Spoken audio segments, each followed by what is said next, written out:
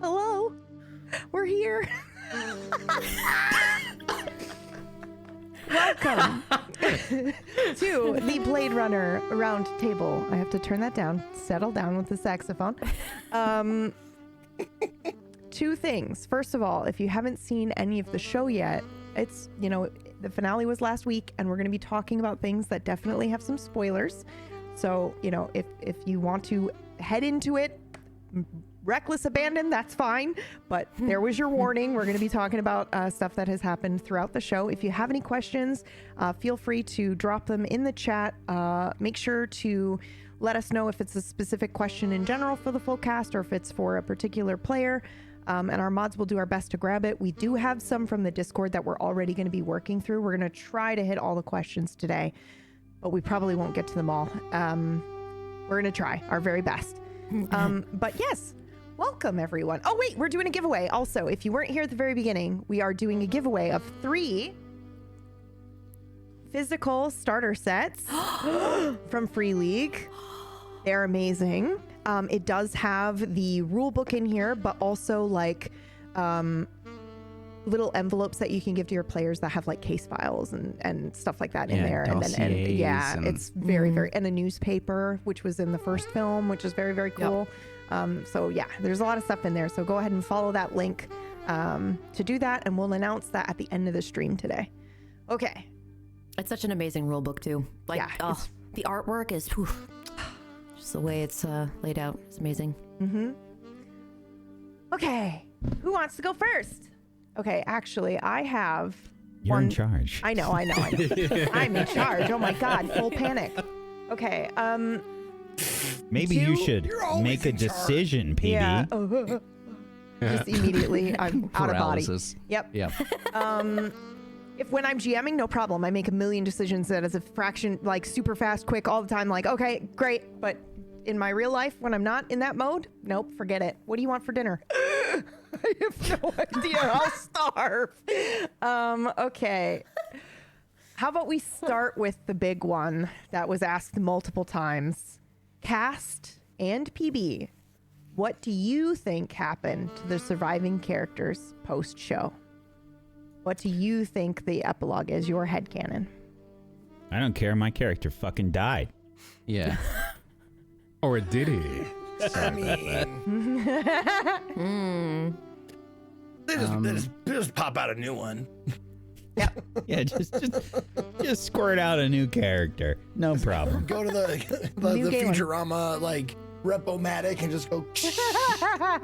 Oh no. Well, here's the thing, right? Because of the way it works, like the first time, like Galen kind of like got redone after the crash, he kind of still had the memories, we assume, of like all the stuff that happened before. Mm-hmm. So what's stopping them from recovering his brain, spooling up another one, and then he wakes up being tortured? Yeah. I shot him in the head. Yeah. I guess not having any brains explains hoping to that, destroy that possibility. Yep. Right. Yep. Okay, never mind then. Yeah. No, that's a good thought though. Mm-hmm. It's so difficult to say like where because I'm thinking about that now because it's such a good question. I don't know if I really pondered it after because it was so final, right? I was like, that was a final episode. Like, the story afterwards is like, well, the fight is it's so far from over, right? We were just allowed this very like relatively not a whole lot of time passed, but it felt like a lot of time passed, right? But this was a really short glimpse into these really sad lives. Like every single story was like, this just sucks. This is just a sucky time. So I would like to believe that really what happened with a lot of the characters was that there was a reckoning and that they were able to at least somewhat for those of us who were alive at the very end, were able to come to grips with who they were, and they were able to like address things that they had been like holding on to, like these really deep-seated like this pain and all of this sadness. And at the end it was like, you either accept it or you go mad or you're no longer with us. And it was just like, there's just so many different ways because each one of us was so unique in how we handled the character's trauma. So I guess it's It's hard because I'm not sure what Selma would have done after that, but I think she probably, like, if I had to say for Selma, but personally, I think she would have had a bit of a paradigm shift, especially after learning about Sawyer. I think that was her, huge defining moment, was in the very last moments of the show, was I should probably see this a bit differently.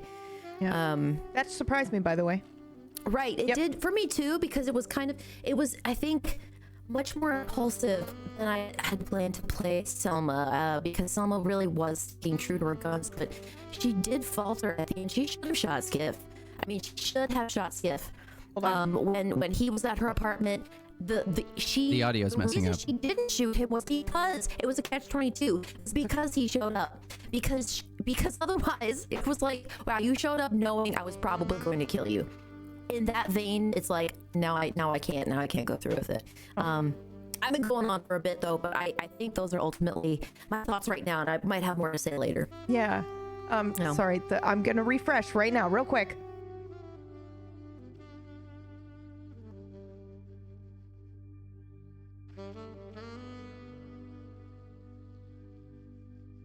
Did that work? Hello. Yes, Hello. that worked a little bit. Hi. Sorry, Hello. Beth. We were able to luckily understand what you were saying. It was just a little bit robotic, so I thought I would refresh right now. Towards the end there, it just got a little roboty, but you're good. I still understood everything that you were saying. Okay, cool. Do you think so? I actually have a follow-up question to that. Is because when I originally thought about like, oh, this would be a cool scene to include in the finale because I just want to give you one extra hard choice. I just want to know what these characters would do in the final episode. Are you going to choose to shoot Sawyer or attack Sawyer? Or is Sawyer going to, choose to, just like all of those things. But if I had to guess, I was like, oh, Selma will probably take him out. That's just probably what would happen. But I think Bill changed that. Oh yeah, 100%. Because I think she looked at Bill as a as a rock, right? But as a constant. Like, Bill was always going to be there. Bill had taken such good care of himself. His level of security was insane, so he really knew what he was doing. So the fact that it was like he allowed himself to get caught, and I think that's what bothered Selma the most. It was like, you knew, I told you, you knew, and still you ended up here. Now I have to kill you because otherwise I'll straight up lose my position. I'll lose everything that I have. And that's where it's like, this is not that, like, because this person was so like trusted, and so like you would never, why would Bill be here? Bill died for the cause. Like, ultimately Bill died for the cause, and that's like, fuck, what am I doing if Bill's out here like dying for this shit? So I think that's maybe where she was, but it's a great point. That pivot was very like, oof.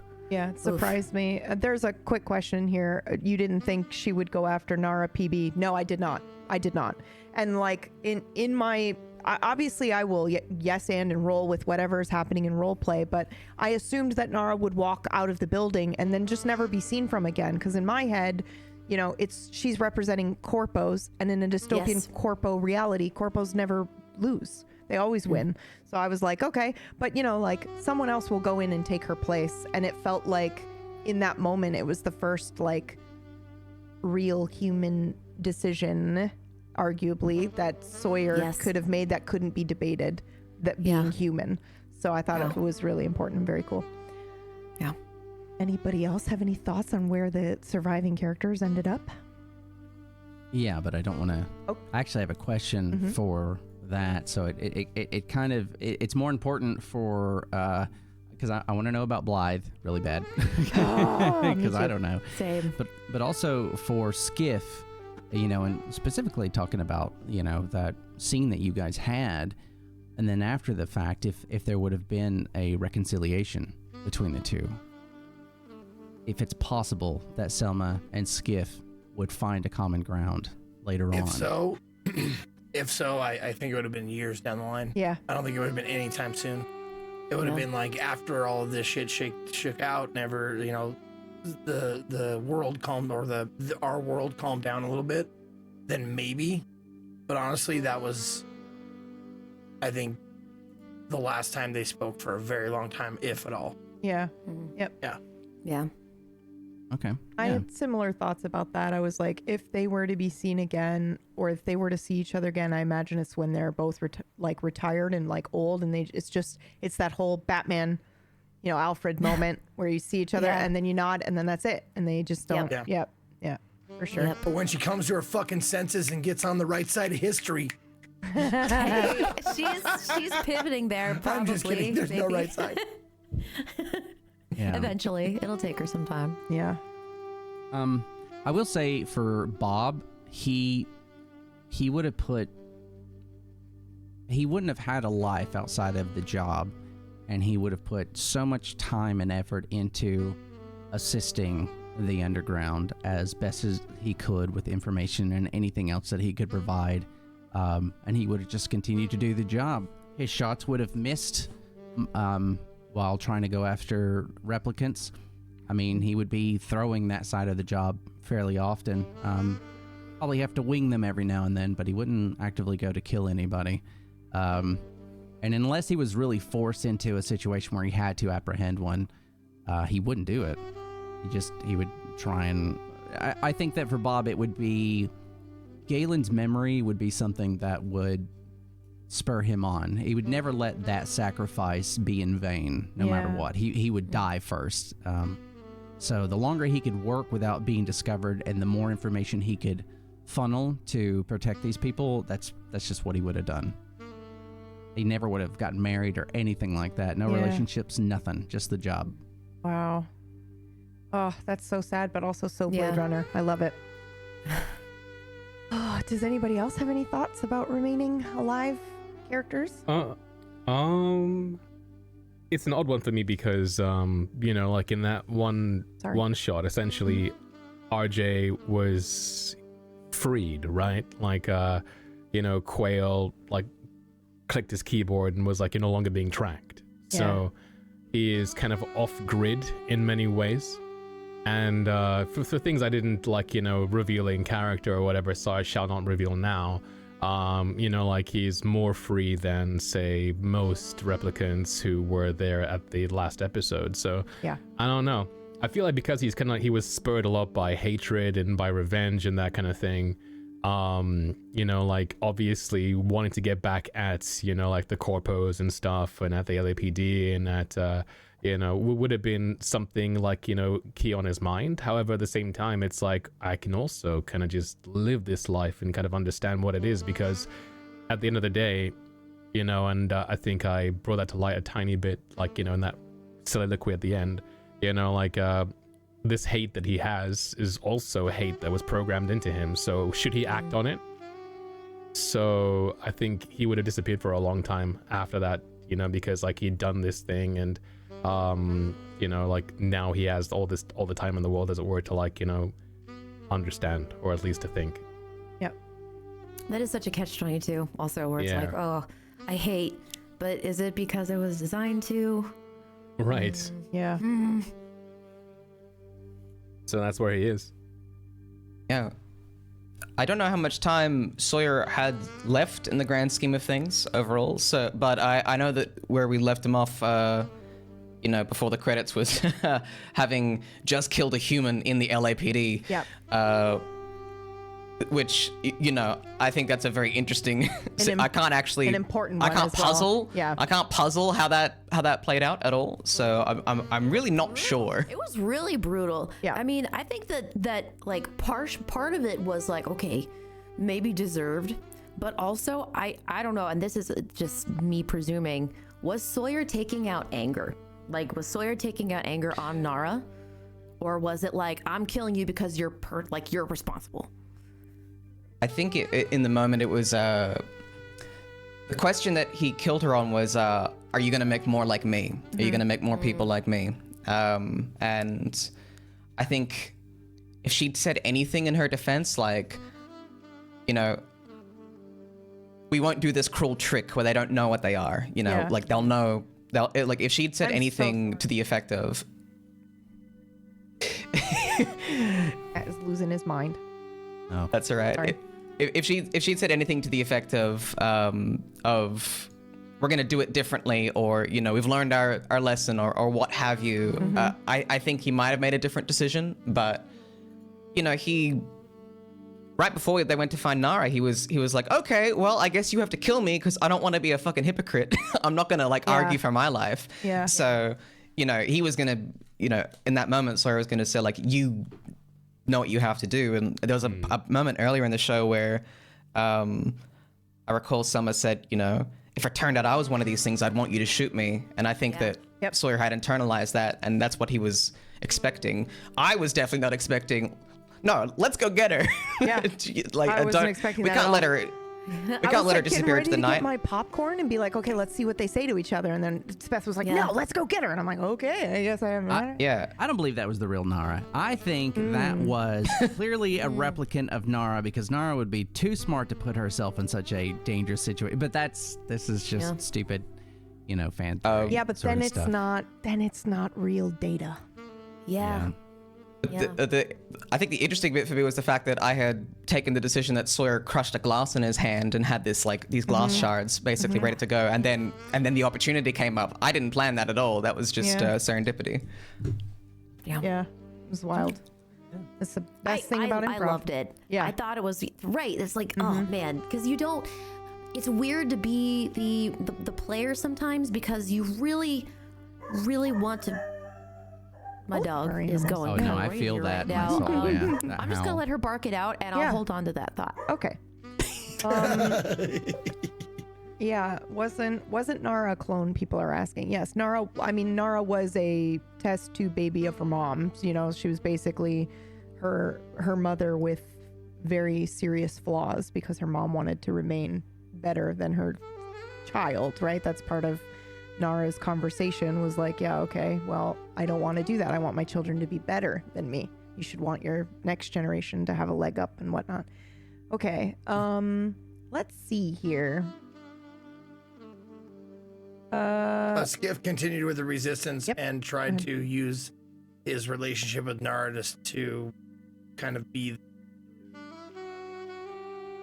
not her conscience, but her hopefully her confidant, someone she could talk to from the the human LAPD side, and say this will work, this won't, this is the best moral choice that I can think of, that kind of shit, like a conciliary.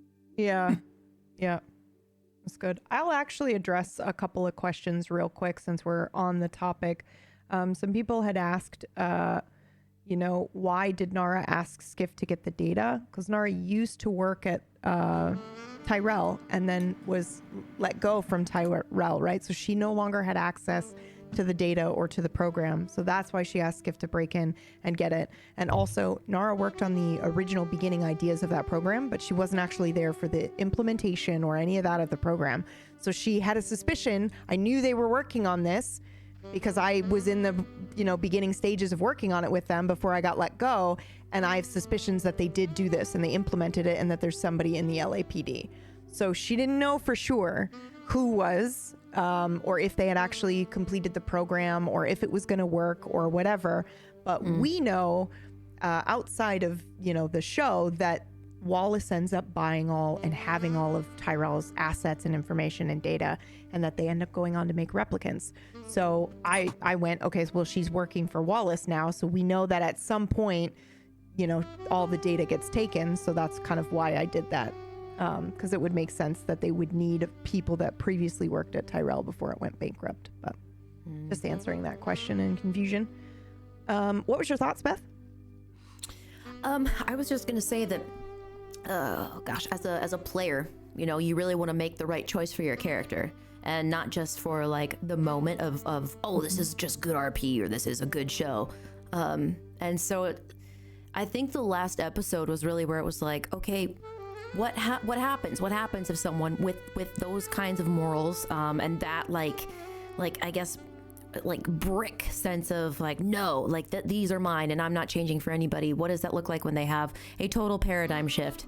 And I guess that moment where I guess I just wanted to expound on it a bit more when Nara tells Sawyer, you know, congratulations, you passed the Blade Runner replicant program. I think that was like words that felt that just they couldn't sit, like they didn't sit, because she was like, I don't believe it, but I also have been lied to, right? Like the I've been truthful the entire I've been trying my best, my genuine best, and this entire department is a lie. Like it's just been completely cheapened maybe.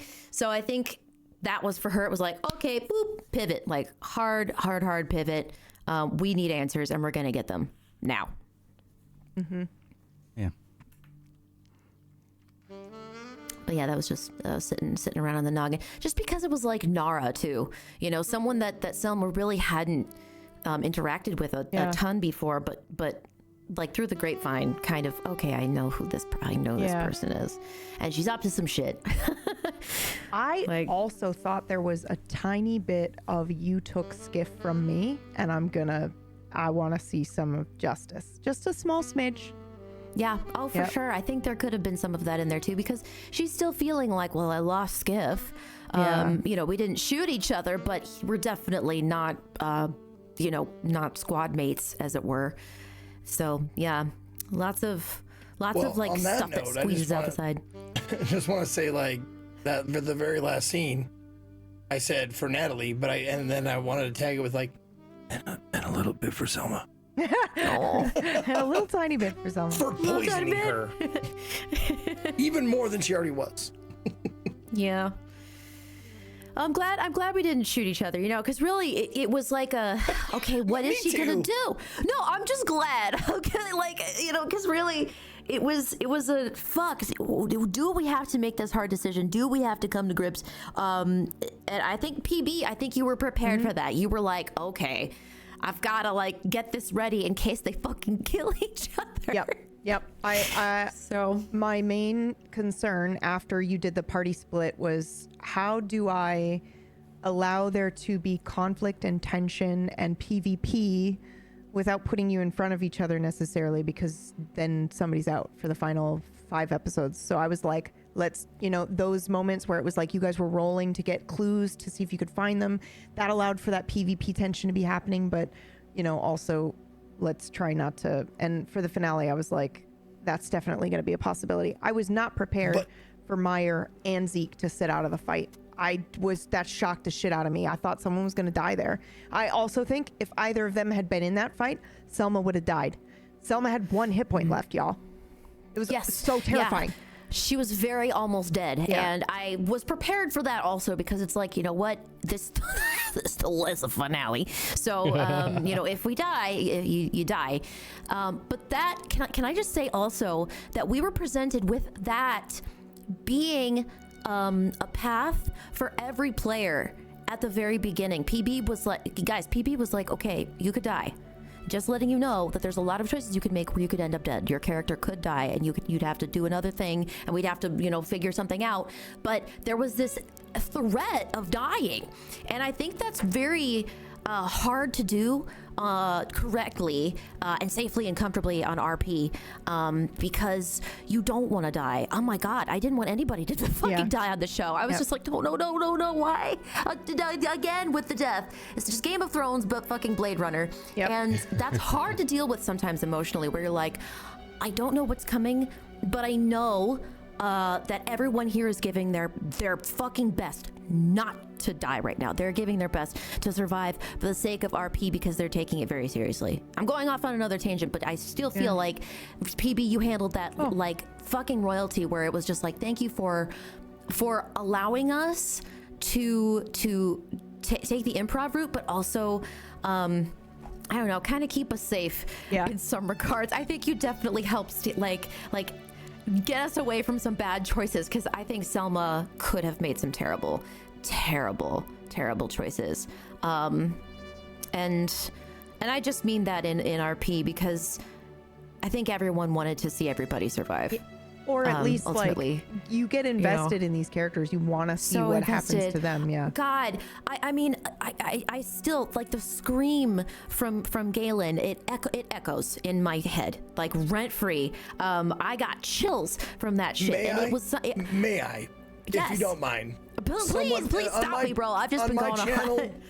You can pay channel points to get sound bites. Wow. This is Galen finding out. No. Wow. When someone subs to Zeke. Yeah. It's if you watch my channel, you know channel points, you know how they work. Yeah. If you get a Yeah. certain amount of channel points, you can pay to put a soundbite on, and some of them are like, you know, from video games, like, Quality time. and some of them are whack screaming like Yeah. crazy. It's so good. Or like, is Glad that you liked it. Yeah. I'm glad you liked it because that was just that was a real scream, not Galen. That was just from the way that I felt at that time, Yeah. which was, you know, dealing with several existential crises and you know, just trying to survive. Yeah. So Yeah. that's where that scream came from. You're like, "Oh, let me just real quick pull this from my soul. It actually made me feel better, by the way, when I did it. That's also it's like cathartic. That's so nice too. Was I unmuted? One Oh more for shit. everybody. I'm gonna tear your fucking heart out. There you go. There you that go. was a That's really very good moment. Someone else paid for that Looking one at the too. screen. Yeah. Speaking of good moments, this is also a question. What were some of your favorite, obviously not your favorite because that's stressful to think about, but what are some favorites that come to mind of moments from the show or character growth? I have one. It's very early on when it's before Sawyer came into the scene. So I'm sorry, Flick. But there was a point where we all sat and had a conversation that was both about the job, but it felt like four partners having a conversation about what needs to be done. But I really felt there was a nice, comfortable moment, and this is more. I enjoyed this because of us as role players. I felt like that was a really good moment where we'd had enough time to be our characters and understand a little bit of who our characters are. So we were just sitting at this little place to get like a coffee together before we were going to continue to do the job. And it's, you know, it wasn't flashy, it wasn't big, but we were all there sharing the space in RP and having a good conversation. And I don't know. I think it was just such a really nice point where I really recognized that we'd gotten into a rhythm. It felt like we were in a rhythm. We were picking up on each other's, you know, little pauses and directions we were going with our arguments and things like that. It just felt really good. Yeah. Actually, that gives me a little heartache because when you say that, I think that was one of the last times we might have all been together as like a squad. Was when we were just chilling, getting coffee, and then everything went to shit. You know, and it's just like, oh, that sucks that there was that normalcy, and then nothing. Like you're just your whole foundation just like. Yeah, things ramped up. It was nuts, but it was good. Yeah. Oh, for sure. Yeah, it was good. Yeah. It's a good moment. Yeah. One of my favorite moments was when Whack turns to the camera and goes, "I'm pregnant." Yeah. I That was favored so so good. many gifts from that day. They're perfect. And a Yeah, lot they of went pretty ham. Yeah, a lot of them are Whack looking directly into the camera and saying something. Yeah, it's the best. Yeah, very, very good. That shit was so good. Since like, I'm sure I'm not the only person who's like favorite moments. Usually, like you remember the moments that you're in because you're in the moment and it really like stands out in your memory. And so I was like sitting here trying to think of like, what was my favorite moment that I wasn't in? Oh, I And got like one of them has to be, no question, without a doubt, personality hire. Yeah. Oh my god. Holy cow, Dude. that was so good. He fuck Quail caught up. And that Yeah. was like a When- long time. Like there was Yeah. Oh, a space in personality between, like, hire. Yeah, it was. when it was said and when he flipped like, I got it. It was very, very good. Timing wise, way past the point and perfect, which is really hard to do. So yeah, It was a good moment. Not really a moment, but a little detail that I really appreciated was how obsessed Aaron was on like a meta level with the squishy thing. How it was like, it was like somehow every character he played was connected to this goddamn stress ball. Imagine being me. Imagine being me, knowing he's a fucking replicant, and him going, "Yeah, there's something about that fucking ball," you know, like, and then the reps know, and they know, and then the next episode, he still doesn't know he's a replicant. And he goes, "There's squishy." He said it himself, and I went, "Okay." Yeah. Like, what? Well, so yeah, and it was the next that was interesting just because the squishy thing was, you know, when you're in the RP and the scene's going, your brain's running and you're trying to continue to add to the RP, but also we're trying to add details for the story. And it's improv shit just comes out. And I don't remember specifically why we got to that conversation, but the idea that the scenes are so staged, they have to be, right? So Tyrell is trying to do this project and they're trying to be meticulous, and I love the idea that I found something they fucked up. Well, we fucked up because, you know, Eagle was a part of that shit. And it just seemed like such an innocuous sort of, oh, there's a little, you know, stress reliever ball, and it's not written down anywhere. Everything should be itemized, cataloged. It should all be there. Pictures, chairs, tables, food items that they wake up to and go to get. All that stuff should be there. And the squishy, it's just the object that I landed on that was this was off. And then, yeah, when it went to the next episode, it felt right to add that in, but a big part of that was just being cheeky and bringing it up again because I had the opportunity to harp on it. It just... And meanwhile, I was like, have no reaction, have no reaction, have no reaction.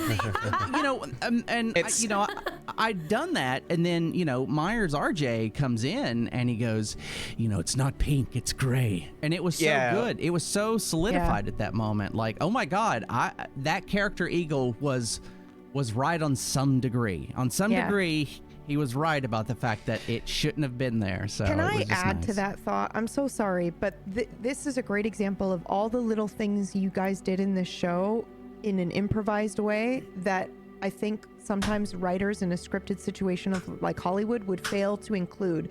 That is a great example of somebody who's in a bubble doing their little experiment, being like, yeah, let's give them a pink squishy, and you're not aware of reality and what it's really like. And then he goes, it's a gray one. Like, somebody at the store or whatever went, there's no pink one, I'll just grab a gray one. And it's just like, just a small little note of like how you can kind of get in your own bubble, have this own idea of what the world is like, but you don't actually know because you're not actually there and living it in the reality. So yeah, that was very cool.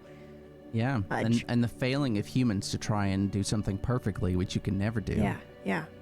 It was very good. I have a moment, if nobody else has one, before I move on to the next question. I was wrapping up the episode. I was literally about to roll credits and Beth went, wait, and then did the APB. Like, she said, I'm going to turn them in. And I went, what? Holy shit. And then that changed the trajectory of the rest of the show and made it perfect. It was fucking phenomenal. And I'm so glad, Beth, not only that you had that idea, but that you felt comfortable enough to be like, wait, I want to do this thing. And yeah, because I wasn't expecting that. No one was expecting that. And that's just what Beth felt Selma would do. And it was great. Yeah. Oh, thanks, Phoebe. I think that was... I'm going to mute for that. There's a puppy. There's a doggo. I definitely feel like it was... something she would do, but it was another like player thing where you're like, okay, fuck, do I really want to go against this PvP basically, right? And I've never done that before in RP, so that was also like completely, you know, new. So thanks for letting me do that and rolling with it. Yeah.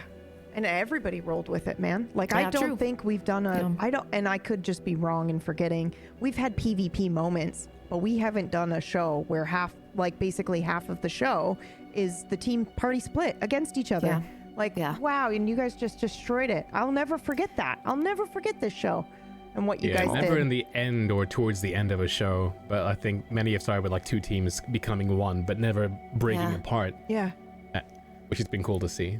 It's strange too, because speaking for someone who's done a lot of RP with a lot of different groups since I was like 15 years old, and like fledgling groups or new RPers fall into this antagonistic thing sometimes, where it's like, you know, my character could beat up your character, kind of a thing, and it always ends badly. Like, one of the first lessons I learned in like being an RP or like making an RP, like GMing something, is it usually benefits you to create a reason why these people know each other and are in a relationship already. Yep, I agree. Know? Like, meeting at a tavern is like the basic thing for RP. It's like, oh, you meet at a tavern and you really hit it off. Like, like if you're playing your characters, you don't have that happen a lot. And the pitfalls you fall into is when it comes down to PvP, shit falls apart, man. And that's like didn't happen. Yeah. This time. Like, people want to. I think it falls into that. Sorry to cut you off, Zeke. I feel like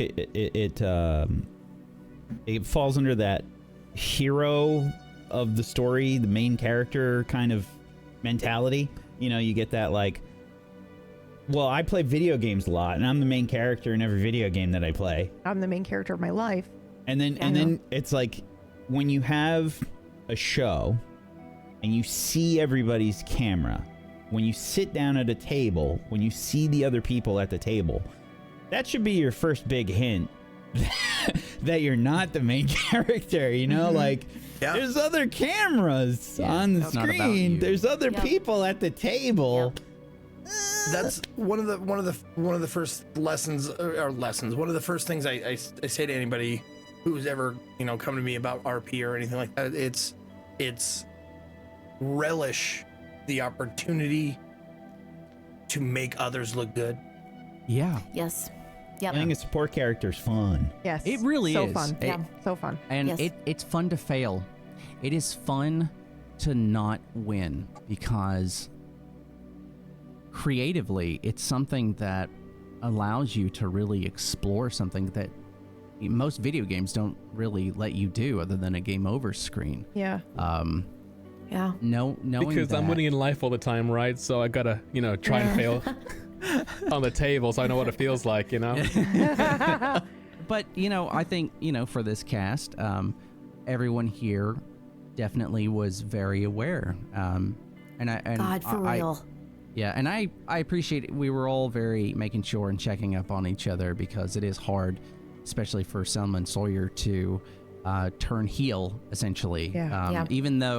Even though from their perspective, you could really understand the logic. And I know, you know, Sawyer really, you know, Flick, you pushed really hard into this, and it was wonderful. But you look at who Flick was and what they've been trying to do, and the fact that what comes out about them, it's almost like they were almost set up to fail. They were doomed to fail, considering Sawyer, who they were. yes. Yeah, Sawyer was doomed to fail, even by succeeding, which was, it's such a deep concept. And Flick, you did it great. And that goes for everybody here. You know, we all had our moments of failure where we had to deal with it. Yeah. It's Just to kind of compound on that, I think that was probably my favorite moment, is when the division happened. Yeah. I think. Yep. When it was that Selma and sort of laughing Yeah. Galen away. Yep. Get the fuck Yeah, out Get of the here. fuck out. Yeah, it was Get so the good, fuck guys. out. It was The so laugh. good. Yeah. Oh my God. It was so good. I still remember, Sing praises, like, man. one of the, like, there's so many. I can't pick a favorite. I'm sure you guys are pretty similar, but like these moments, they keep popping up in your head. So like the moment that the end of light the candle. Yeah, that was watching good. it and seeing Selma, like I still see that like clearly in my head, just Yeah. like looking directly at her, light the candle, and just staring back at her. Yeah. Oh, That was the moment where I was like, we're done forever. yeah. Yeah. And also, what the audience didn't get to see behind the scenes scenes in terms of how the cast handled stuff is like, I often go, here is a scene offer, and Zeke a lot of people will yes and my scene offers, but Zeke will often come out and say, no, I think narratively, we don't need to see me again for whatever, or, and this cast did that a lot. Like, I think we don't need to go back to that yet. Wait for the next episode or whatever. And everyone was just very aware of your experience, and what would be cool for you to see. And I think I'm always very impressed when a cast is thinking about the audience experience and the overall narrative together. And that happened a lot in this show. Absolutely. Yeah. I 100% just wanted to piggyback on that too, because Aaron said it, you said it, everybody said it. This cast was really aware, and everyone was aware of the characters as well. They were like, okay, this is what this person is. This is what they're representing. And you're not trying to like you said, Whack, you're not trying to be the main character. You're trying to be like, okay, how are we going to make this RP that is just good? Like, it's just, there's tension, there's friction, but there's also conflict resolution. There's character changes and arcs, and everyone paid attention to everybody else's story, which was just like, oh, I think that's it. So much. Yep. I think that's it. It's like paying attention to what people are trying, paying attention to what people are trying to do with their characters and trying to help them. Yeah. That's all it comes down to. It's just like, how can I help them do what they're trying to do Even in the like moment? as a villain, you're like, how do I make them look better? Yeah. Because I'm on this one side and they're on the other side, and that's a dynamic in itself. Yeah. It's crazy. The episode where it was, we're going to pull all of these characters that the audience loves in to interrogate and potentially kill and retire was like to uplift our villains, to be like, here's how they, this is it. They're being the heel and we're going to help them be the heel. And, so all that kind of stuff was really good. You guys, it was really good. Everyone was fucking solid through and through. Shit.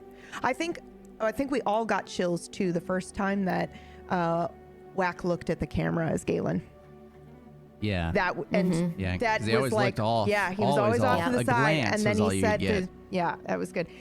Was that instinct, Whack, or did you know ahead of time? Like, I think this would be a cool element for my character.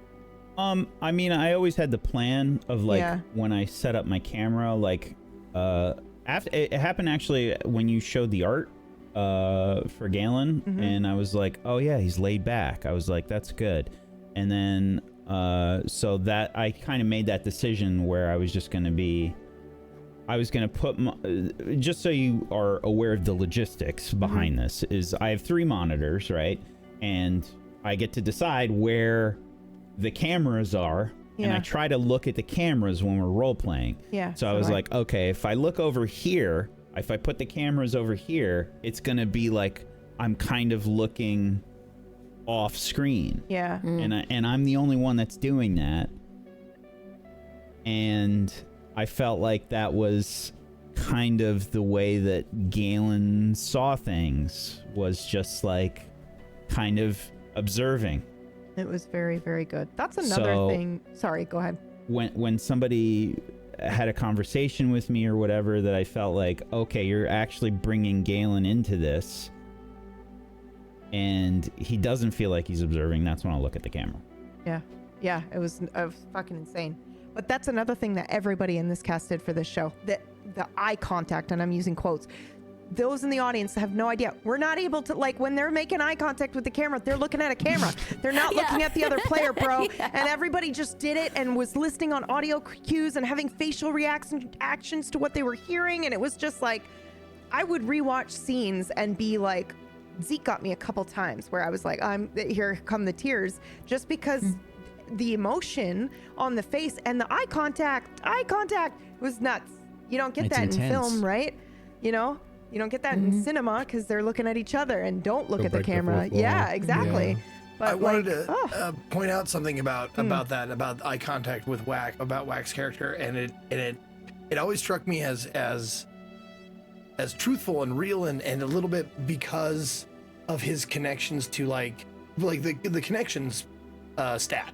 You have CIs and stuff like that. Yeah. And how do you talk to CIs? Well, you sit at a bench next to them, but you don't talk to them, but you don't look at them, because you don't want it to be like, if everybody sees us, we're not talking to each other, that kind of thing. So it's like you only look at them, and you're like, got it. You know, like you want to make a point to see if they make sure they heard you. Otherwise, you're just sitting, you know, on a park bench talking to each other like, okay, you're going to do this, you're going to do that, you're going to do that. Got it? Yeah. Do you got it? You know, like, that's what it felt like to me, and I always liked that. Yeah, it was so good. I'm just thinking about like all of the connections too in the earlier parts. Like the first, how can you ignore the fact that the first episode was you guys being like, this team is awful, and then your team fell apart and their team stayed together through to the very end. You know, you can't. That's so well written. That's so cool, and it's just so much good stuff. So much good It's stuff. organic. Well, Yeah. and the shit that comes out of like the improv, like I just want to give you a little behind the scenes. I don't think I even talked about this after the show, but like that one show where we were all the Tyrell lock-ins. Yeah. Like we had our bird code names and stuff like that. As soon as fucking Quail started talking, I went, fuck. That's the voice I was gonna use. I was gonna use like a sort of Quail-ish kind of a voice, and I'm like, Oh, Quail. fuck. Yeah. Now I gotta choose something different. So I ended up being, you know, like the Wren, and he just out of that voice came like this weird. I'm gonna like, have sex with my husband overly later. honest, like Oh way yeah, too, it like, was this frank like person. yeah, frank, very forward, Yeah. but unabashedly. Like it wasn't, and not with any harsh emotions either. It's just here's the matter of fact truth of what I'm Yeah. seeing right now. And all of that came out of whack, like doing a voice that I was going to do, and I'm like, Yep. God And then damn you it, now had I to do gotta it on the fly. do a whole, because I had it in my head. So the whole glad time, I like, went first. He's gonna be this guy. He's gonna be this guy. Yeah. Zeke's random characters are some of my favorite ones throughout the entire show. No Yeah. offense to anybody else. Yeah. Hey, I think it's the characterizations of the characters. Like, first of all, yeah, I was about to do that. Yeah. yeah, so looking good. Looking Like, good. Definitely one of whenever the top NPCs of all time. 100%. on Table Story. Yeah, Hard to because agree like on whenever Damn I play a character on Table Story or like whatever, like I tend to try and stay in character as much as possible with like as very little you know, like table talk or whatever. And if I do table talk, it's in character still. So like doing scenes with looking good, who's always trying to smash me in the ribs. Yeah, so why you look at me like that? The face and the eyebrows, like. It's an expression of love. Oh man. And if it doesn't make everybody want to play GTA 4 again, I don't know what will. Yeah, Cousin. I need to go go bowling with bowling. my cousin. So let's go bowling. Let's go bowling. I actually for that for that specific episode, getting to play a bit of an asshole was really odd. To play Eagle in the Locked In episode, and for anybody that never saw the Green Room, I was trying to go off of can't think of his name, but he's from Die Hard. He's this like shitty coke dealing business dude, or excuse me, coke sniffing business dude with a shitty grin on his face. Hey, I I'm the do $1 man. million deals for Yeah, breakfast. exactly. Yeah. I'm the man. I really appreciated what was nice is that I got to be this comedic character, and I know we all did this for each other, but everybody would lean into it so hard, you know, with Quail and his cat and his worry and this sort of, you know, we would lean into that. With Ren and this matter of fact sort of a very forward way of going, it was for each one of us, we were all actively pushing into those characters. It made it so fun to play something so really different. I mean, that I've never played a character in my head that shitty. They were such a piece of shit. That's why I like those one-off episodes, because you get to do something that you wouldn't want to do for 18 episodes or longer. Yeah. You know? Yep. Real quick, I just want to say, like, Whack is responsible for another huge thing that he wasn't aware of. When we were talking about the show before we even started the show, we were talking about characters, like who we're gonna be, and Whack was like, "I don't want to be a hard-bitten detective, you know, down and blah blah blah." And I went, "Then I will." Yeah. Yeah. I'm gonna. I got be news like for you, your Zeke. Stereotypical noir. PB like, already planned it out. low talking, You were smoking all cigarettes. Yeah. You were always gonna be that guy. PB was gonna fucking she's like, where's my mold? Where's my mold? Let me just stamp He's joking. I didn't have anything planned out, by the way, in case the audience wants to believes that. At all. No, it reminded me of that scene. What was that? The revamp of Starsky and Hutch, where he's like, "What do you like? I like blondes. Good, because I'll take anything." Yeah. Wait, okay, so at the beginning, I forget, at the beginning of the campaign, did you give us the option to roll for a character, right? Or if we could, because I think that's what I went with, was rolling for it. Yep. And that was especially difficult, because it was something that I wasn't expecting it. And so this hard-boiled analyst is not me at all. And that was so difficult to try and be okay, I'll be really observant and really critical and really direct with people. And I think in a way, going off on another tangent, Selma helped me be more direct, and she, had different intentions obviously, but the way she was able to be nope, this is what I'm presenting now, this is who I am, and unapologetically so. Yeah. Kind of neat. Very good. So thank you for reminding me, because I totally forgot about this. We do have the session 0 that I will upload to the green room after, but it basically is, where we were meeting and saying hello and making our characters and stuff like that. But the reason, I'll send it to you. The reason I didn't upload it up until this point is because right in the middle of it, I say Meyer is gonna come in hopefully and play something yet, but I didn't want the audience to know yet. So I was like, nope, you don't get to have it yet, audience. And then by the time he was in the show, I was like, actually, I think it would be really special if we do the whole show and then they see the first moment we talked about it, because I think that's just cute. Oh my God, yeah. Which, by the way, Flick and Meyer, you guys fucking killed it. Coming on and being a part of things, and then also staying a part of things was really for me, I thought it was just gonna be the four of us in the beginning, but it was just such a you guys did fucking killer jobs at your characters, and it was really neat to see everybody kind of, I don't know, not just branch out, but become uncomfortable, right? Become uncomfortable with the scene, and I don't know, it was just neat to have that extra element to everything, because after a while, it's gonna sound cheesy, but I look forward to Sunday so much. I was like, yeah, I get to RP with these amazing people, but I'm gonna try and keep it on the down low because I don't want them to think I'm weird. But after a while, it was just oh man, every episode was fucking amazing. It was just everyone just topped their every single time. I love you guys. I'm not weird. I just want you to know I love you guys. Oh God, just don't. We're grown-ass adults playing pretend on yes, TV or on Twitch. What is that? No, we're all nerds, and it's fine. It's fine. I just wanna, real quick, I want to say something about Flick and how. Oh no.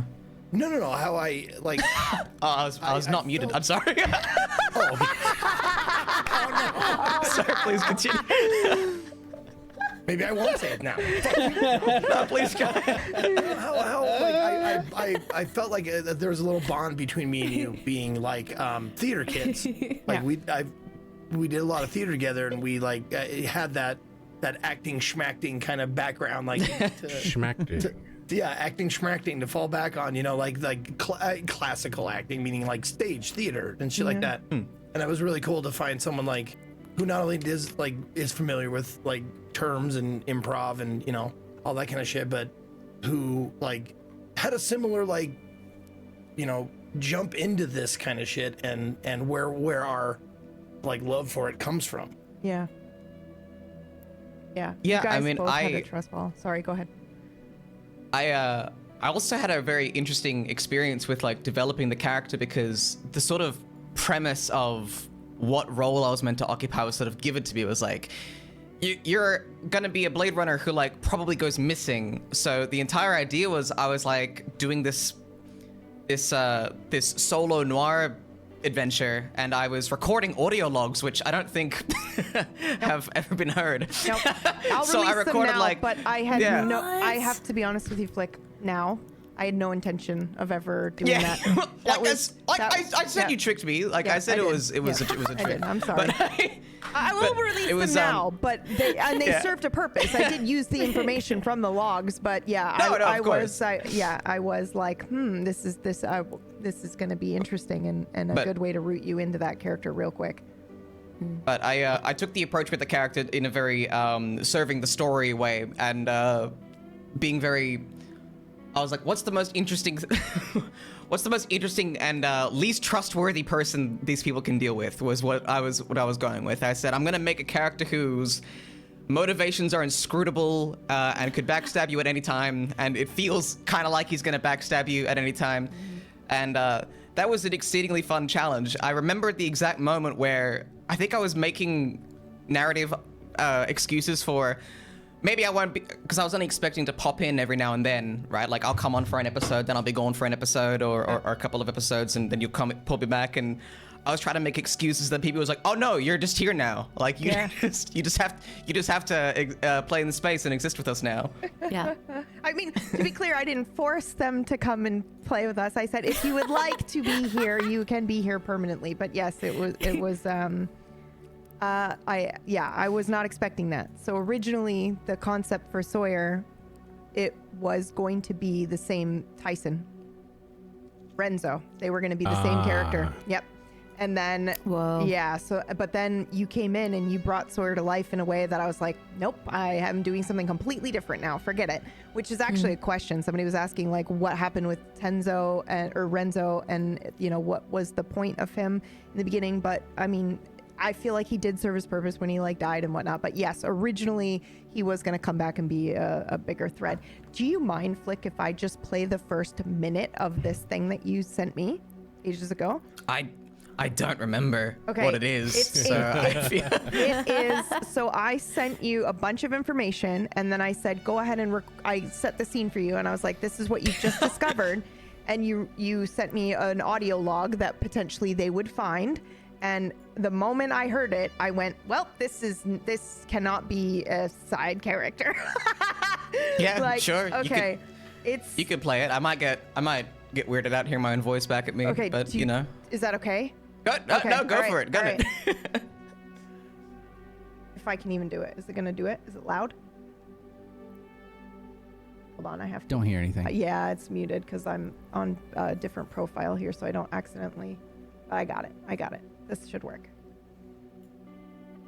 Okay. I think, anyway. I'm not going to do it now. After I built it up. Maybe prepare it beforehand. Yeah, and then, should have probably. Oh, we're all disappointed. Yeah, I'm sorry. Was this when he's right now? Is this what he's explaining finding the discrepancies in the Terrell documents? I think so. Is like that one of the first right? things you said? You say a metaphor about a hot dog. And I went, this is a real person. I can't remember what it was, but I immediately sent it to Brad, and I was like, I have no memory of this. Have you ever heard anything like this before? And he was like, this is a real person. What the fuck? Yeah, it was great. I feel like we're really, really setting this up. Yeah, it's okay. I'm going to share it. I'll share it after. But yeah, we'll move on from now because I can't seem to get it to play properly. But yeah, it's the very hot good. It was the most moving piece of hot dog-based dialogue I've ever heard in my life. And that's a brand new sentence. No one has ever said that before, ever. That has never been said. I'm sorry. Okay, here's a question for you guys. Okay, what were you channeling for your character? Was it shades of past characters, something from popular media, or something personal? Or is it just your perception of who you think your character would have been? I've been kind of keen to see, since the Under the Table interviews, what people put into that character and where you draw your inspiration from, especially on a show like this one where there are so many layers and dimensions to every character. Great question, by the way. Actually, so I can answer this one pretty quickly, and I'm actually surprised that things turned out the way that they did.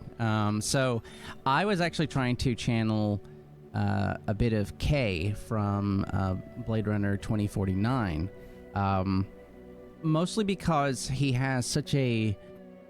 So we knew that there was a possibility that we could be replicants, but there was also an equal possibility that we would not be replicants, and there was no way to know. In my head, I don't know why. I was like, there's no way I'm going to be one. So I definitely want to lean into that almost non-human aspect. It's just a little less emotions than what a human should have. And Kay in Blade Runner 2049, being who he is, he's very muted until he's not. He's very loud and expressive in certain moments, but for the most part, he is very fairly controlled. That's all I was going for. I wanted Bob to be fairly meticulous, not incredibly smart, but still a detective with potential emotional outbursts, which I was fortunate enough to have moments to display that. But that was it. That's what I was going for. That makes sense for Bob's character too, to base him on like a character like Kay, just because he's very no nonsense but gets the job done. I But feel not like when like. Oh, sorry. I'm sorry, I keep cutting people off. He's not super serious. Bob wasn't. But I think because he allowed himself to question, like the same with Kay's character eventually was like, I'm done with this. I've been working way too hard. So it makes sense. I feel like when we had the episode 0 or whatever, when we were talking about making our characters, we mentioned that, like, about Bob. I feel like that was part of the conversation. Am I wrong? No. I think about it. I probably did mention something about it. I wanted Bob to be a side character in my head. That's just who he's going to be. I was like, okay. Yeah, apparently I just, You come to my fuck table me. and be like- I shouldn't have said that. Yeah, I wanted him to be a side character. He was just supposed to be there for support. His personality wasn't anything explosive or that interesting, at least on the surface level. And it was fun to play because it was a muted character, and I have played a lot of characters that definitely have a lot of emotion and personality, which I got to pull out of Bob later on, but that wasn't really a plan that I was expecting to do at some point. So yeah. Personally, it's different for every character, but for Skiff especially, like, I pictured to get me into like the mode, I picture a haunt of his. I picture a dive bar with low music in the back and some sleazy characters in there, and like I picture this is the type of place that he frequents, and like picturing the actual like layout of the place and the colors and the smells and the sounds and stuff like that, and then picturing like the visuals that PB created actually really helped a lot to like give a look at that thing and go like, okay, how does this person sound? Like, it's an exercise you do in improv or theater where you someone throws a name at you and you have to like improv like a paragraph with just the name. Or something like that. Like it was a good cue every time I looked at the artwork for Skiff. I'm like, okay, this is this guy. This is where he's from. This is his class, I guess, is a city speaker. So that helps a lot. Like, okay, he's a talker. People can trust him and stuff like that. And that's like what gets me into the mood, is like definitely picturing where he's at and what his favorite places are and favorite things are and stuff like that. So if you're asking what I channel, like, it's not a particular person, but it's more of a place and a feeling.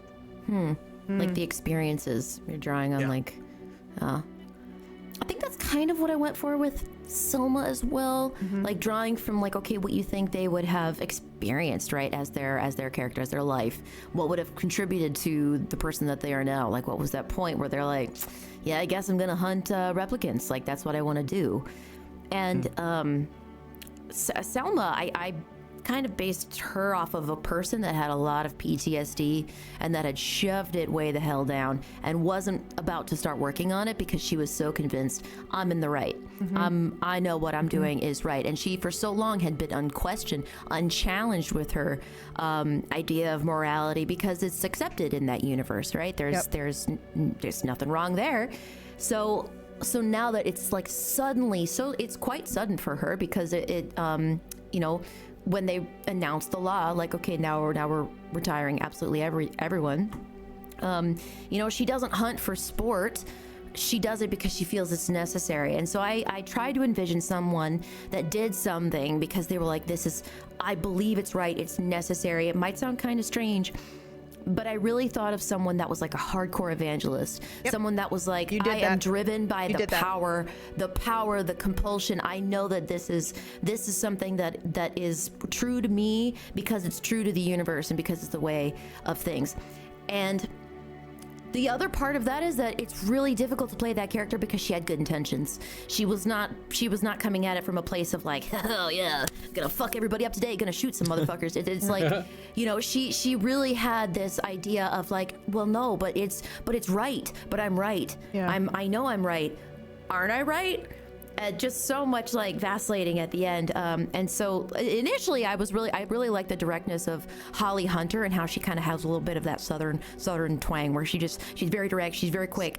And I love that quick directness that actually, I think I got a lot of that from my cousins in Kentucky. They were just snap, snap, snap, snap. And they had that real kind of like twang, just a little bit of twang. I'm not going to take it.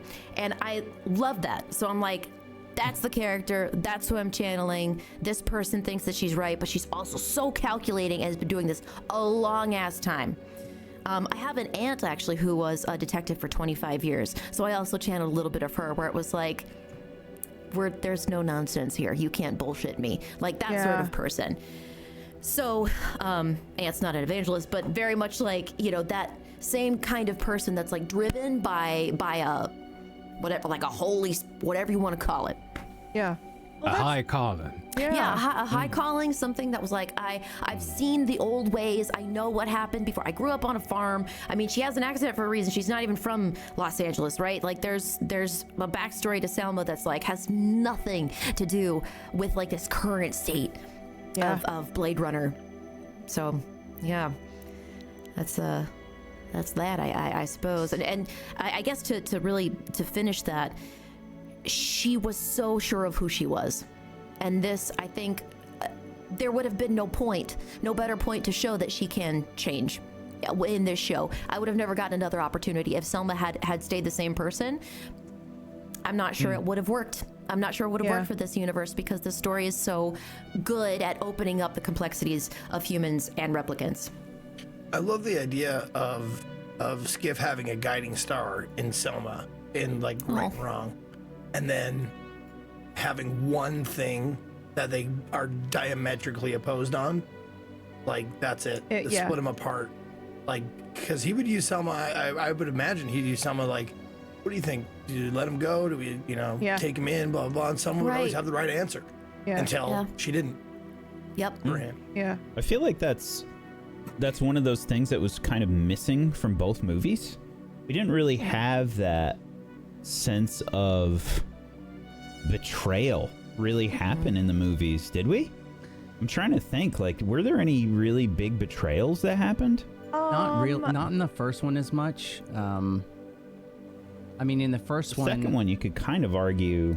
Yeah. I mean, I'd say Roy, well, not really a betrayal, right? But I was going to say there's I think the whole reason Roy Batty is who he is because he feels betrayed. Yeah. I was going to say there's a lot of feelings of being betrayal. Reason, right? But I don't know if like it actually happens in the movies. Like we don't know. No, if it's we more see of the an moments. off-screen. Like the toy maker. The toy maker. Yeah, the toy maker. Yeah. Yeah. Yeah. There's that. That's but then, interesting. but it reflects how they feel about being made, right? So there's a lot of actions and also when he retires the snake dancing replicant, she obviously, they have a moment where they show her face right before she falls, and she feels betrayed too, right? There's a lot of feelings of betrayal, but That's true. Yeah. not necessarily like The build up, I would say Yeah. the toy maker is a really good example because you do get a lot of interaction between both of He empathizes with Yeah. them. Yeah. And he is actively trying to be empathetic towards them. Not that they would necessarily recognize what that is, because they don't have the basis for it, which would make sense why things go the way they do. But yeah, that's a good example. yeah. So I meant to read the books and to watch the movies and the shows for before fuck's sake, we Meyer. started. But You didn't do your homework? Are you I kidding didn't me? do any of it. I came in Wow. completely blind. That's amazing, dude. You killed it That's for cool. not knowing any of the fucking lore. I just didn't bring anything up. What? In a way, that's fucking nice because it's like you're keeping it fresh by literally not knowing. You know?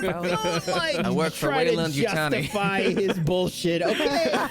This motherfucker does this shit all the time. This is the brilliance of Meyer. You see, he doesn't have to know.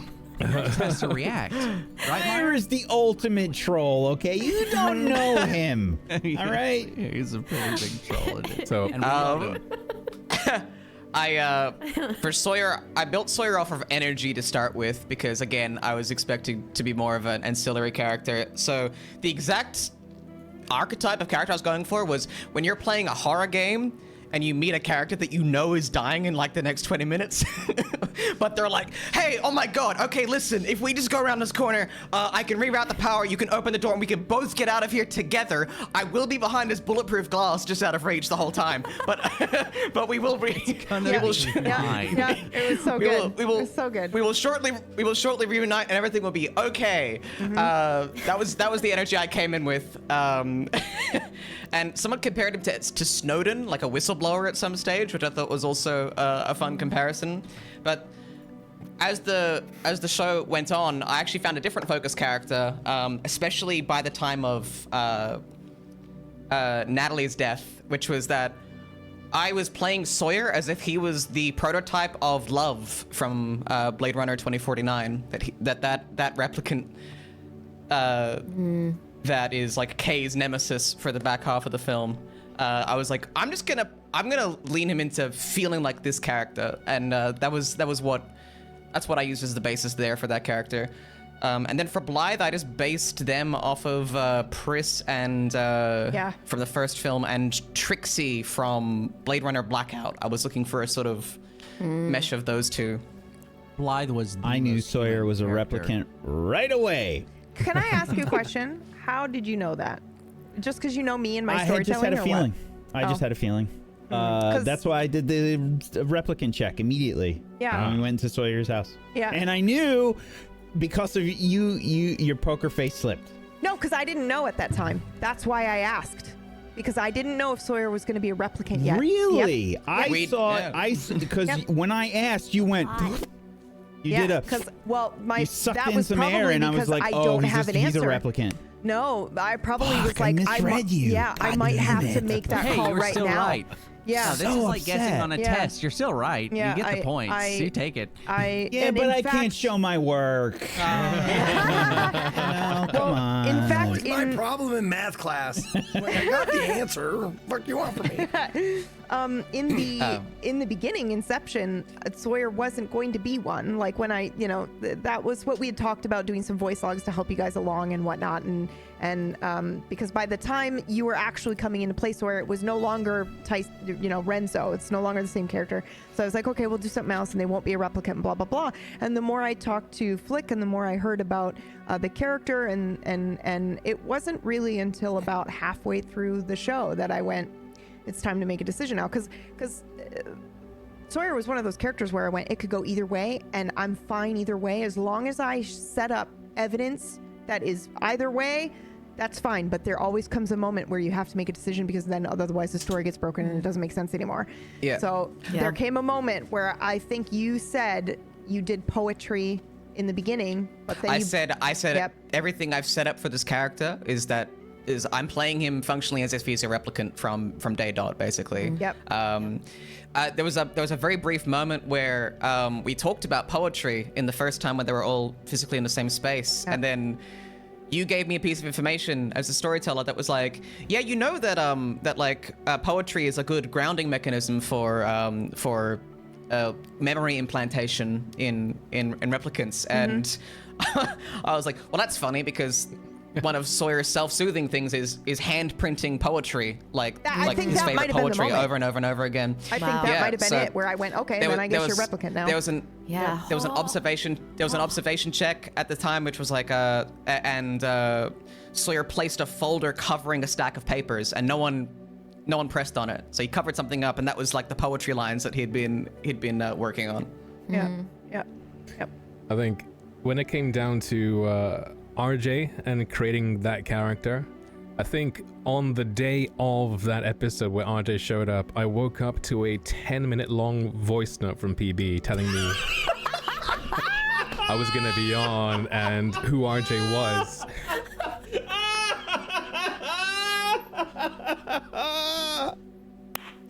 So I looked at the art and I was like, well, okay, I guess I'll just make him sound like a typical like protagonist sort of character and work from there. Yep. Such an attack. Yep. Accurate though. Accurate. The actual truth, but yeah, the actual truth. I mean, we had talked about in concept. Like, I think I told him right away, this is the character. I was gonna be in it. You're gonna be in it, and you're gonna be Aaron. So watch what Aaron's doing.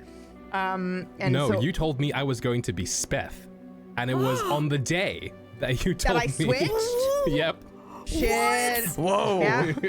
Yeah. That means you said something to. That means you said something to me in session 0 where I was like, "All right, I'm gonna do this to you." but then something must have happened in the first 2 episodes where I changed my mind and I went, "Nope. It's better if it's this way." Reveal, holy shit, dude! I actually didn't even remember that. That PB, I'm like, what if Selma, through all of her conviction, turns out to be this replicant, and it's like, well, fuck, I don't even know what she would have done. That's exactly right. So, like, in the session 0, both of you came to me with characters with strong conviction, and I went, well, one of you's going to be at least, if not both of you, because that's just great storytelling. If the person who's like full of conviction that's right, great. Like, no way. Yeah, I'm a human. Yeah. And I think the way Aaron played Bob in episode 1, I was like, yeah, no, this is the, I'll do this. So I didn't even remember that though. Meyer, that's great. Yeah. I do want to piggyback on that really fast. When I found out, that Myers RJ was watching my Bob, when I went to play Bert, I was trying to channel some of the things I'd seen Meyer do as RJ, which is, it's hard. I doubt anybody would really pick up on that sort of stuff. But all I could think is, here is this line of people that are being created with the same or similar memories, but they're being tweaked each time. So I wanted Bert to be more jovial than what RJ is, and RJ is a little bit more jovial, if you'll use that word, than what Bob is. So going further back, you know, what was that first Robert like? But I do appreciate Meyer putting in the effort to try and track and use my mannerisms, which I did not pick up until after I found out, and I went, I was like looking through some of the VODs. I was like, what motherfucker? Like, I had no idea. Dude. Fucking insane. It was like, RJ, what do you think that stands for? Like, what? So good. Like, yeah, that was very stressful because I was so stressful. Expecting somebody to pick up on that or to call us on it in the Discord. Did anybody? Was anyone like, oh, that's definitely just a version of Bob? Nope. No. Oh my god. And I'm very glad about that. I also don't think anybody grabbed it in the Discord. There were some very keen observations on who people thought were a replicant in the Discord. Some people clocked that very early on, and I was like, yeah, okay. Is that because? And then there's the battle of like, is that because it's too predictable, or is that the battle because they're doing it right, or like there's always this worry as a GM where you got to be like, okay, is this confirmation that I'm successfully doing my job of storytelling properly, or is it just too predictable, right? Like, yeah, so you gotta GM guilt. Oh my yeah, God, GM guilt yeah. can be real. Yeah. Oh, the You should GM just guilt let I yourself had when Aaron just casually wash that away. Yeah, when Aaron casually went, I hope Bob's not a replicant. I was like, I'm not sleeping tonight. Sorry. No, it's fine. I will always happily role play with anything, but I definitely thought it would be very interesting to have this focused, with convictions character. Yeah. Who was a human but just didn't feel human enough. I like the idea behind that, and to come to find out that he wasn't and he was tweaked to that point is a much better story than what I had envisioned. So it was great. Yeah. Gosh, you know what I just realized too? The contrast of how Bob figures out he's a replicant sooner than Galen does, but Galen is the one that was like, hey, Skiff, maybe you should rethink your position at the fucking LAPD. Yeah. Like, the mindset was totally different, right? But Bob handles his finding out that he's a replicant so much differently than Galen does. So I guess I'm curious, actually, Whack, why did Galen react that way if he was so much more, I don't know, was he sure of himself, or was he not sure of himself, and maybe that's why he was so, like, I don't know, like a visceral reaction to it, right? Like how pent up was that? And I just wonder. So I knew Galen was a replicant from the beginning. We had the conversation when we were making characters, and I was just like, I want to play a replicant. So I said that to everybody when we were talking about the show and the term thinking you about used characters. was doxy, right? Well, yeah, because doxy is the actual class. And when I made Galen, I wanted to challenge myself. I have a lot of body dysmorphia issues, and I was like, I want to play like a sexy kind of character. So it was a challenge for me, like, buying an outfit and, like, as stupid as it sounds, but like showing off cleavage and like doing all that stuff. That's hard for me to do. And I wanted to sort of, I guess, my own version of like exposure therapy. And that's a pun. Was to play that character. So I started from there, and then my mentality was, okay, I wanted to make this character listen to people. I wanted to listen to people and then react. I was not going to play a very reactionary person. I was going to play a very manipulative, and the way that I see manipulative is somebody that is playing the puppet master, that is just kind of like observing people, seeing what they do, and then making a choice. So that was always what I wanted to do with Galen. And then when we kind of when we had this moment where Galen finds out he's a replicant, I was thinking like, I think it was more of a, I was thinking about how I was going to react, when it was going to be outed, when Galen was going to be outed to everybody. Because PB was like, we talked about it and we're like, when do we want to do this kind of thing? And there was a few options, like, here's some ideas I have, blah, blah, blah. And when it happened, I knew it was about to happen. Yeah, and I was kind of thinking, heads up. I hadn't like made a solid decision for how I wanted Galen to react. And I think it kind of happened in the moment. I think it was just like, I think I just let it come out, and I just tried to put myself in Galen's shoes, and that's what came out. So something I really loved about the way that you played Galen is that it looks like he is emotionless when it is the opposite. He is so heavy with emotion.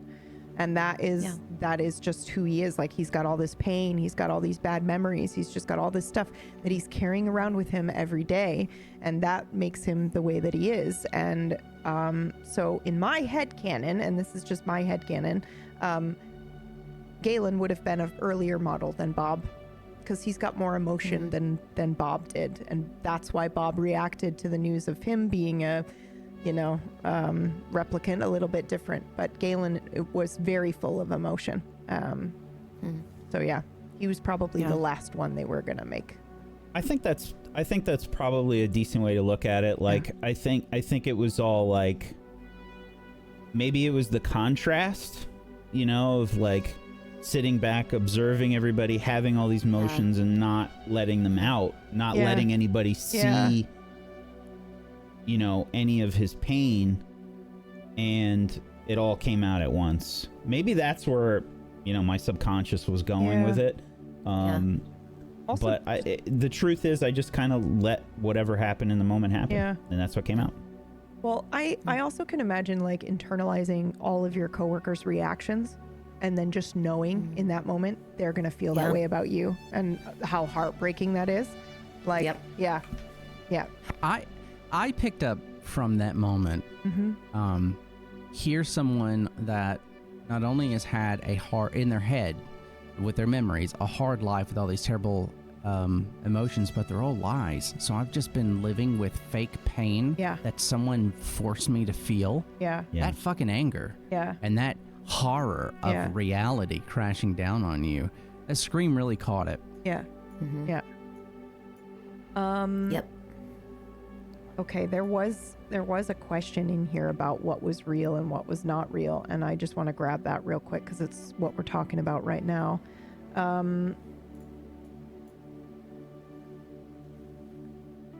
Was it real? And how would you define real? To me, a person who hallucinates with every sense other than taste, I have to determine what was real or not. So if I want a talking bird to be real, it is, even though other people will say it isn't. So how do you find what's real? Shared perception, probably. Because I think the way, on Blade Runner, we have to look at what can be validated by another set of eyeballs, generally. But it's also difficult because if you're looking at someone and being like, oh, you're real, you can tell me. Because one of my favorite things also that I forgot to bring up was the hallucinations that Skiff had with the that one Irish character I cannot remember the name of, Blake. But I absolutely I absolutely adored the scenes because you're not real, right? Like, we can look at that as an audience and be like, that's not a real, he's talking to himself. But it was so beautiful because we get to look at Skiff's inner mind, right, technically, which is also played by PB, who is another human. So it's like, they're both the same, and you're offering advice to Skiff, who is also talking to himself. And in that moment, it's so real for us. It's so real because we're like, nah, that makes sense. That makes sense that he would be able to he would have this voice, he would have this connection. But it's also not verifiable by any other human. It's not verifiable or any other, life form, whatever you want to call it.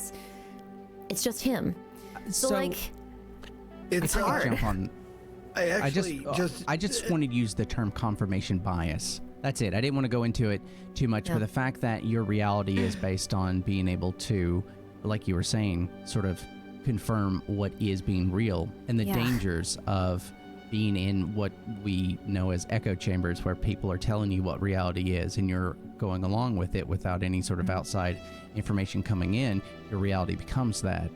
I just wanted to bring it up as a side point to what you're saying, but sorry, Zeke, go ahead. No, it's all right. Like, if you hallucinate with everything but taste, like, I'm licking everything. I'm just letting you know. I'm licking everything. Right? It's like, not the doorknob. Skyrim I don't alchemy. mean to make a joke of it because that sounds horrible. That sounds that sounds really tough. Like a life living in hallucinations and understanding what's real.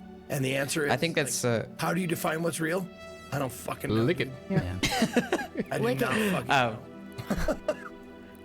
I had a point with Sawyer doubting his own senses because his hearing and one of his eyes was completely augmented, was cybernetic effectively. So that was very much a theme that I played with, and I have a really long rationale as to exactly why Sawyer started off insanely paranoid and experiencing these hallucinations, and then when he got accepted into the team, they all seemed to go away, and he suddenly was this completely different person, which for me was what was being done to his brain when he was outside like mission parameters, and then the sort of security and normalcy he felt when he was within them, which was mostly tied to the augments. But that is a very long explanation, but it definitely ties into the can you trust your own senses question. You know, and maybe that's the thing. Maybe that's the trick, is you can't know what is or is not real. So just enjoy your life anyway. You know?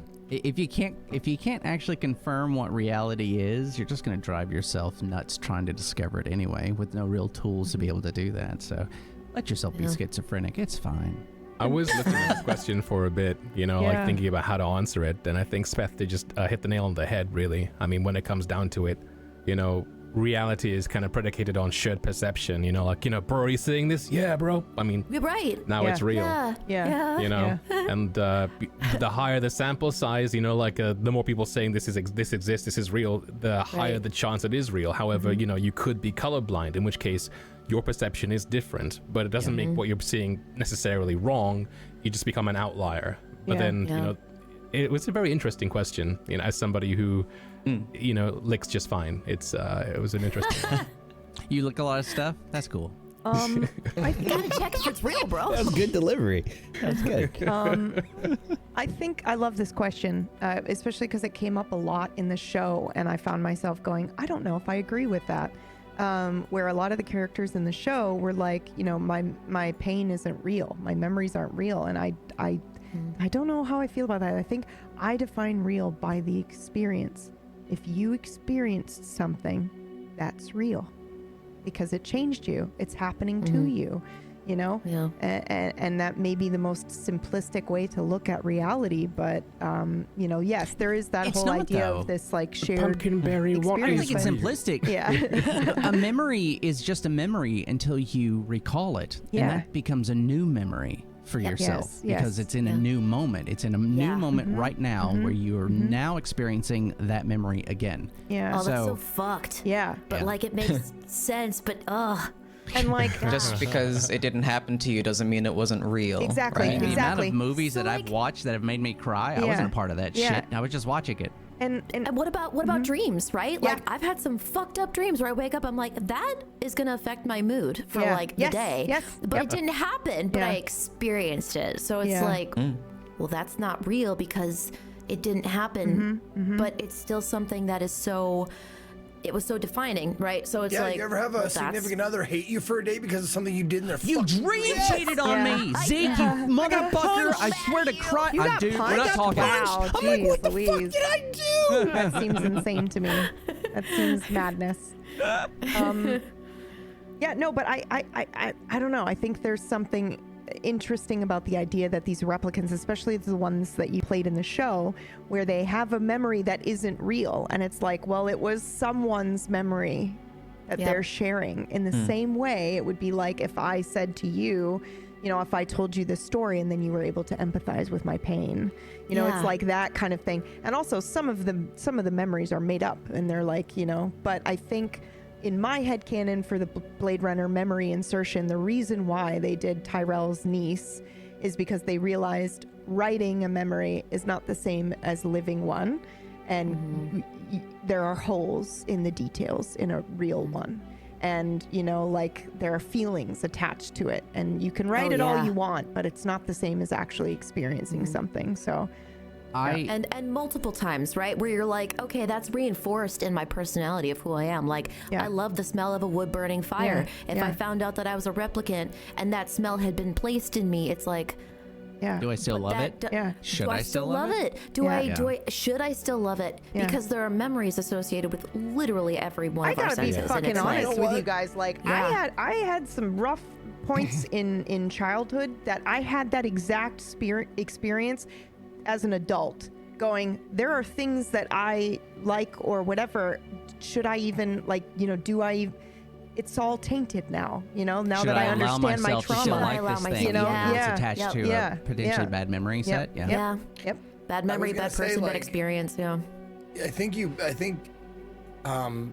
Skiff would have been not necessarily a boring choice, but the least exciting choice to be a replicant, because in my view, like, Skiff would be, he's more of in the now. Like, I live now. Yeah. Like, what has made me is fine, but I live now. Yeah. You tell me I'm a replicant, I'm still me. Yep. I'm still here. Yep. I'm in the now. I'm in the present. He's like, he doesn't strike me as the kind of guy who would like question, like, do I like strawberries? Like, he's like, no, I like strawberries because I'm now. Now me likes strawberries. Skiff was a true detective. I mean, I think out of the lot, Skiff had to undergo the most like spiritual, like, oh shit, this is what this means. Now I'm on a mission to help these replicants who I also see as people. And you were so goddamn curious that it literally led you to kind of start this whole revolution in the LAPD. We were like, I'm done. I'm done. I'm out. Like, what do you mean you're done? What do you mean you're out? It's like, that was also a huge shift in knowing that you were not with us anymore, right? And then that us slowly was like, and dissolve. But because of Skiff's curiosity, because his unwavering commitment to people and just like understanding, I think that there's a deeper connection with all of us. He was already miles ahead of the game, like miles ahead of people. He was like, nope, this is something that's got to change here. So maybe not a boring choice for a replicant though. Like, I disagree there. I think that if you had been made a replicant, you would have been like, nah, I gotta fight even harder, bro.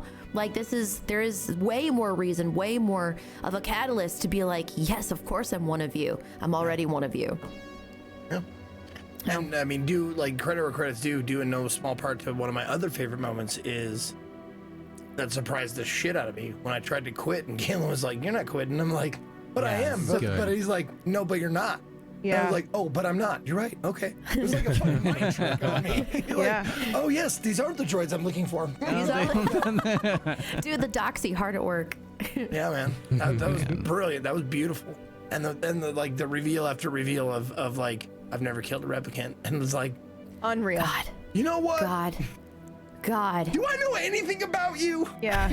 Well, can I, just to piggyback on that, so PB fed me some info periodically throughout the show. First and foremost, I'm trying to remember when you first sent me something. I think it was during a crash. Yeah. Because I knew, I was like, crash. uh-oh. Well, yeah, because PB was like, we brainstormed a little bit as to like how, like, why I was on the LAPD and like what I was trying to do there.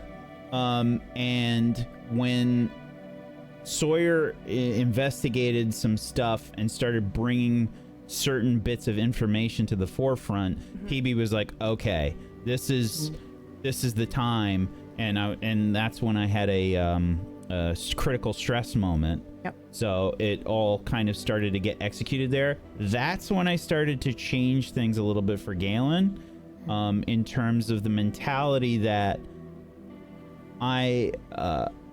Galen doesn't know this, but I know this, playing Galen, that he is trying to just bring in the replicants, not kill them.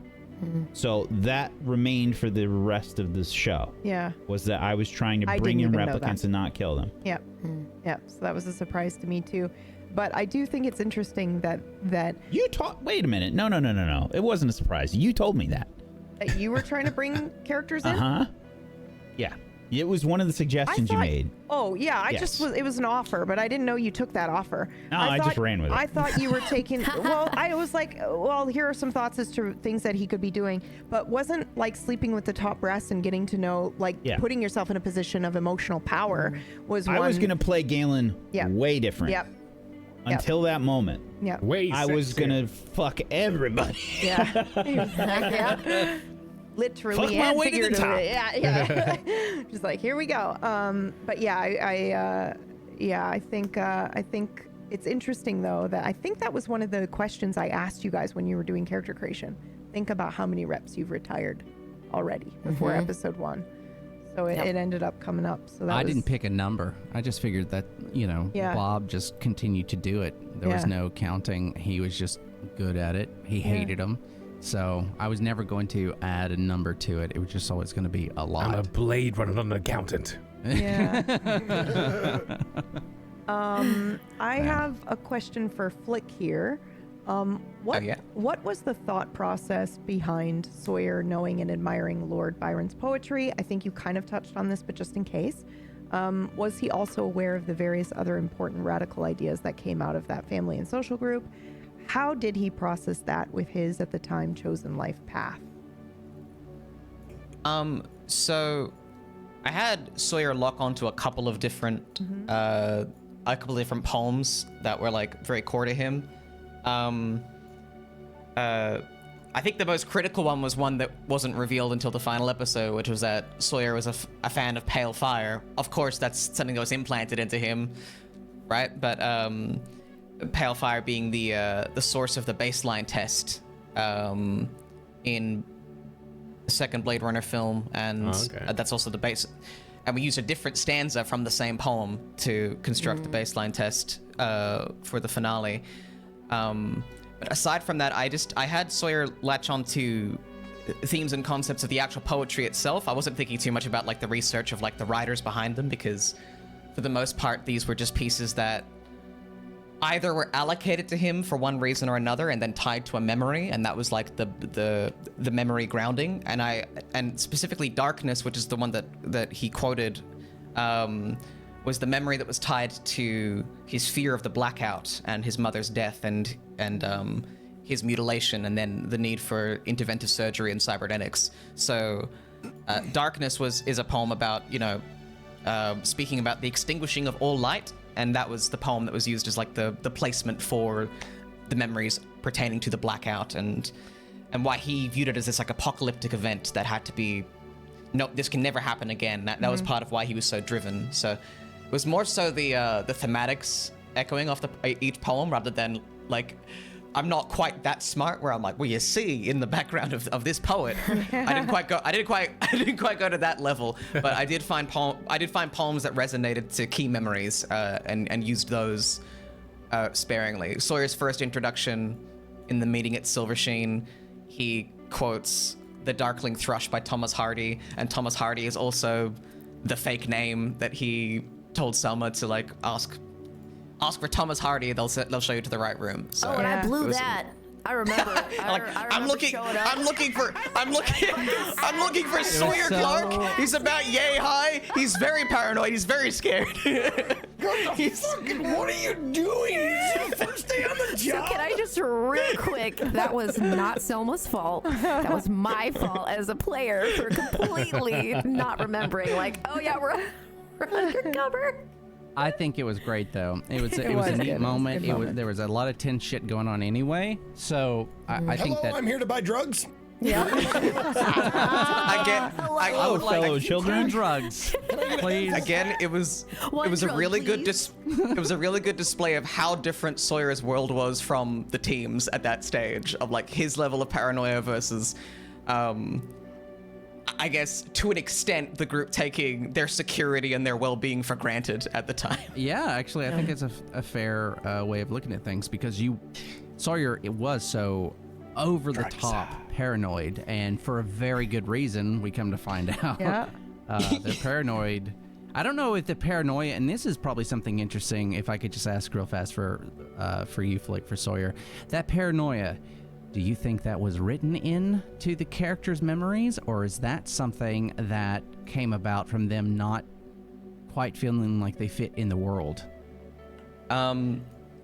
So I'll see if I can rattle this off really quickly, because I touched on it really briefly before, but the idea in my head was that I feel like every single infiltrating replicant had maybe like a different experiment attached to them, because we have the sort of Robert Wyndham loop, right? That's a very specific experiment in and of itself, I think. Yes. So my take on Sawyer's was that they were like, we're going to see if we can use... They lent into the whole, well, the actual Sawyer Clark died in a car accident, but we have, the body, the brain on life support, basically, so we could pull whatever we need and build a very driven replicant. We can use hatred to fuel this character and this poetry to place all the correct memories. But then, obviously, they could have just made him completely healthy, but they made the choice to actually give him these augments that he didn't really need. He could have been grown in full health, but they chose to give him these augments that made him dependent on outside help. So my rationale was that the further he strayed away from his mission directive, or like what he was designed for, the worse these augments would start to fritz, and that is what led to his initial paranoia, and it sort of spiraled from there. So he was meant to go back to Terrell every other week, basically, to get, maintenance and like calibrations done in these augments, which is a way to monitor him and his place in the program. But inadvertently, stop making us look bad for a second. Just, I said before, I won't go into this because I thought about it too much. The depth that you put into Sawyer is staggering. I saw his character in a movie, and I was like, I want to do that. Wow. Look at it this way. We're naturals. Some people need a little bit extra. That's how I make myself feel good about me. But then Sawyer then met Rosetta, and I think an interesting question is, did Rosetta and Sawyer meet by accident, or was Rosetta sent to meet Sawyer on purpose by Nara or somebody else attached to the underground to try and flip him? Yeah. And then she was the one working on his implants, so she may have had influence over what they were doing to him, which is what led to that, that really fierce crossroads that he landed in, and yes, that's it. Oh, sorry, that's everything. Fun fact about though. There's no other reveal for me to do at that stage. I apologize. Well, I've got your back. Fun fact about that is that originally, you were supposed to go back to Tyrell and all these things for that, but then we slipped in, right, that when you graduated, Wallace picked you up and you came and worked for Wallace. And I knew that that's because Wallace suspected you were part of this program. And they went and they snatched you, and then they paid for your implants, and then they... Yeah, and then they kind of took over, because my idea is that part of the experiment with Tyrell is they would make this replicant, and then go, and then see if they would even join the LAPD. That's part of the program. Can we make somebody that is so driven without realizing it that this is their dream, and then they go and they fulfill their dream and that kind of stuff. So yeah, it's crazy. Yeah, and that then was fun. And then Wallace. I wasn't aware if Wallace knew he was a replicant from day one, or if that was something that they stumbled into. I think Nara suspected, right? Because Nara was part of that initial brainstorming project, and the way that I had it in my head was Tyrell himself, Eldon Tyrell, was part of that initial brainstorm, because these projects don't just come up overnight, right? He's only been dead for 3 years. Project Vanya was 50 years old. Yeah. That's when the research began for that. Yeah. And that's what those projects are like. The research is a long period. I was like, so Eldon Tyrell probably built one of the three of you, or was part of, the, I guess, initial conception before he died. And then you had Nara on one of them, and then you had Nakayama on another, and then maybe some more, because it's not for sure. But yeah, that's all started as crayon drawings on somebody's loose leaf notebook paper. Yep, exactly. Stick figures. And then and that allowed stick figure with a badge. Yeah. And this one hates replicants. Exactly. Yeah. I actually think that's very dystopian and kind of a little heartbreaking to imagine a bunch of people sitting and you did this, Beth. in that one episode, the one-off episode where you said he liked the color blue, and you just made it so casual. Like you drove this idea of people sitting around laughing and brainstorming, and wouldn't it be funny if this, and what about that? Oh yeah, and then he does that. A bunch of people doing that, but it became a person. You know, like it really felt that way. I think she was fucked up about it too. Yeah. Because she'd overheard that, and so, you know, talking to Blythe was like, oh man, so you're the result of what happened in that meeting, actually. Yep. And like, oh geez, I didn't realize that. I actually see this here. I'm just gonna go ahead and answer this real quick. Normally I don't, but I know you guys went crazy about this for ages, so I will. EMS and OWL, did they stand for anything? Enhanced Memory Sequence Unit was EMS, and Observational Woven Latent was the second one for the ones that would, Oh, okay. Of course. Yeah, everybody figured that out. You didn't need to say that at all. I knew. I thought EMS was embed was what I assumed it was. That was good. I liked that. I was like, oh, that's clever, but that is not what I had planned. Yep. But so I'll admit that's what I had set aside. Emergency medical services. Yeah. So in the notes to Flick, I said normally you would assume that it would be this, but it's not. The EMS was for some or emergency medical services or something else, and that I looked up in the book. Anyway, sorry, rambling now. Okay, PB, can you give us any hints about what your next show will be about? Nope. Whack. Why do you think Galen, whichever iteration of him, chose, accepted, or volunteered to become a Blade Runner after a successful career in Vice? And you kind of sort of answered that you decided you were going to take reps in? Well, yeah, I think that was always... I don't think Galen knew. I mean, he was put on a path and he just kind of accepted it. It didn't make sense. It was like, why are you gonna stick a vice cop in the Blade Runner department? I guess to try something. I don't know. My mentality is I don't get it either. I don't know why you would want to do that.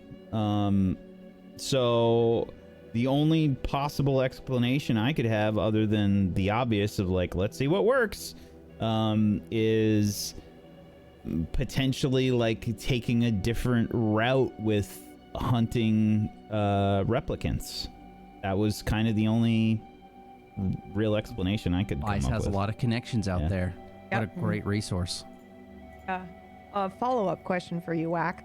How much, if any, of your bad luck with the dice rolls during combat in the earlier episodes affect your interpretation or depiction of Galen? It's the reason why I said I never killed any replicants. I was like, all right, I got a bunch of bad dice rolls. Fuck it. I do like when dice rolls within a session kind of then inform pre-life of a character. I think this happened in Ash's Variador as well, like when my character got a whole bunch of like can you hear me, by the way? I think my sound's going, but like when my character got a whole bunch of like max runes or like Gandalf runes, like basically natural 20s, and then so PB was like, oh, he must have been a war hero. I was like, oh yes, now it's time to research a whole bunch of dwarven war lore. Okay, so actually in Rhyme, the way I created my half-elf Raytuan prior thief turned druid, he was supposed to have this repertoire with people. You know, he had been in this sort of criminal underground in the 10 towns up in Icewind Dale. And every time I rolled any sort of like, hey, let me talk to this person, it was like natural one, natural one, natural one, natural one. And it was really everything. It was rolled natural. No, wait not everything. There was some good maybe lightning. I shut up about the lightning. Damn it. I cast the spell. I must have gotten the most minimum damage you could after I had all this emotion behind it, but that didn't matter. But what was really nice though is that Whack, as the GM, leaned into that. You know, I rolled a natural 1 and suddenly I owed money all over the fucking place. I was bad at talking with people. I was bad at gambling. I owed people everything. It really built the character out, which was way better than how I had envisioned him. I think that's probably one of the best things about tabletop role play is that the roles create you. It's That's actually like an addendum to the first piece of advice I give to role players, like enjoy giving others a spotlight. Side note, enjoy the bad rolls. Yep. Because that's a wonderful opportunity for RP. That's where the growth happens. There's this that I wanted to address because I also found it hilarious.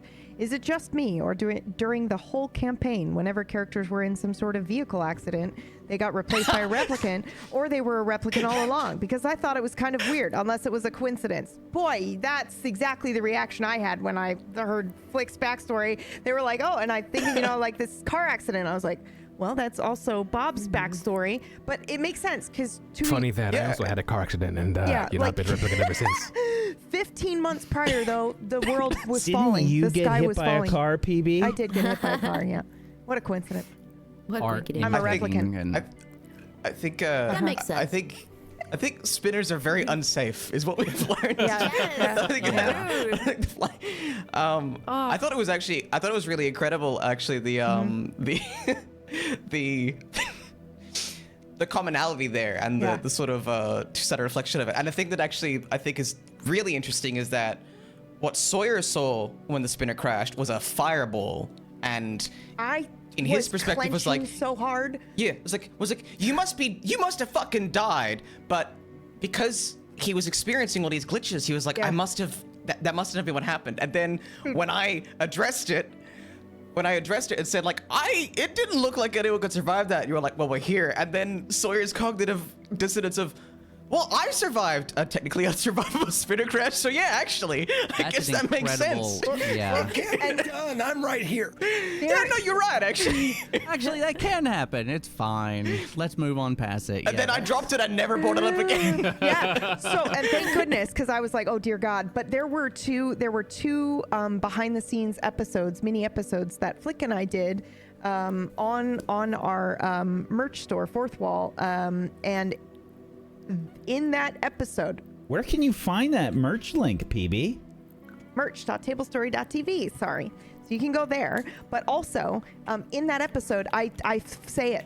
I said there's no way they could have survived that crash. There's no way they could have survived. And you rolled like a 4 on your perception. So I was like, that's it. The moment Flick is introduced, that's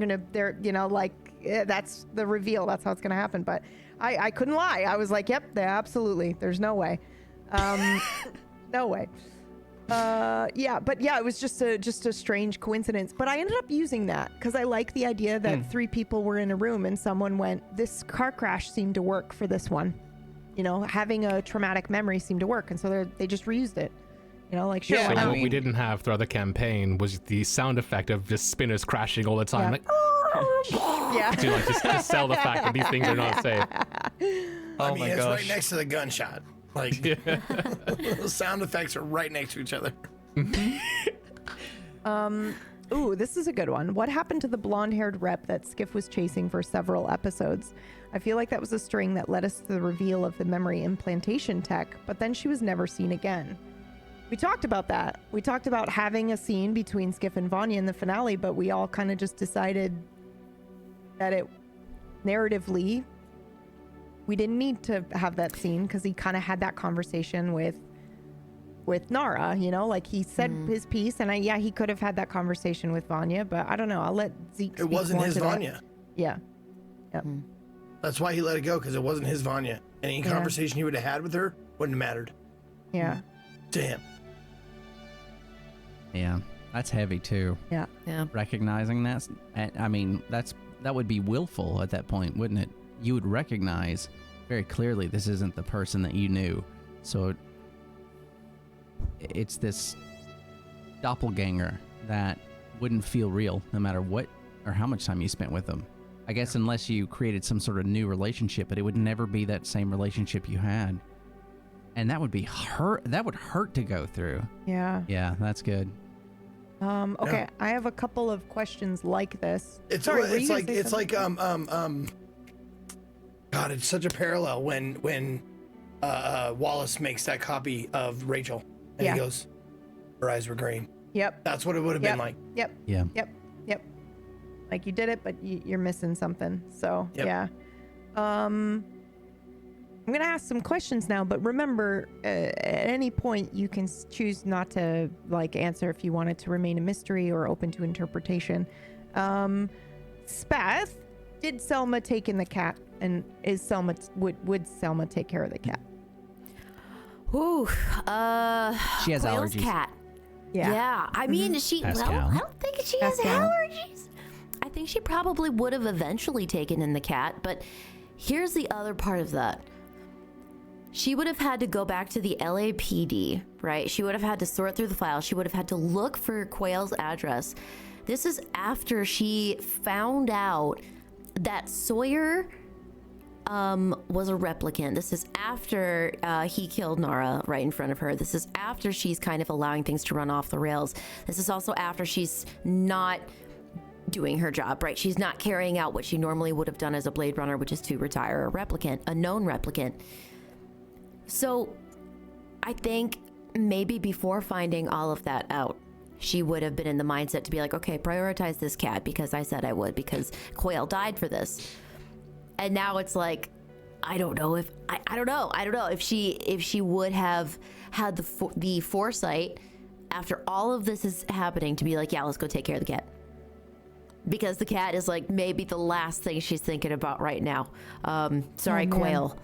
You know, but it's also like she'd have to go sort through all this shit, and she's already in her mind like LAPD is compromised. It's compromised as heck. Yeah. So. And what you didn't know was that cat had a galaxy around its neck and a collar. Yeah. Orion's, It was Orion's belt. Orion's Yeah. Speaking of- What is words? You know, I was. And eventually the I was cat looking ends at up it, the cat ends up on a ship called the Nostromo. We can Oh talk. wow, is that the It's lore? in the Is same that the universe lore? as well. Yeah. Yeah, absolutely. Aliens and sure. Speaking of a kitty Hey. cat. It's kitty. Jonesy. What are you doing here? Oh my goodness. But what I also think just a Oh weird jeez. She's in here now. You made the noises.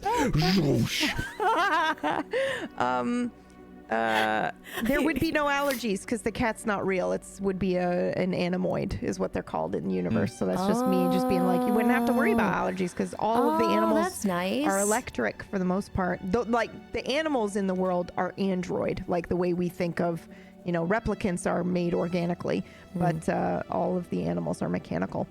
So, okay. I see. Mechanical animals?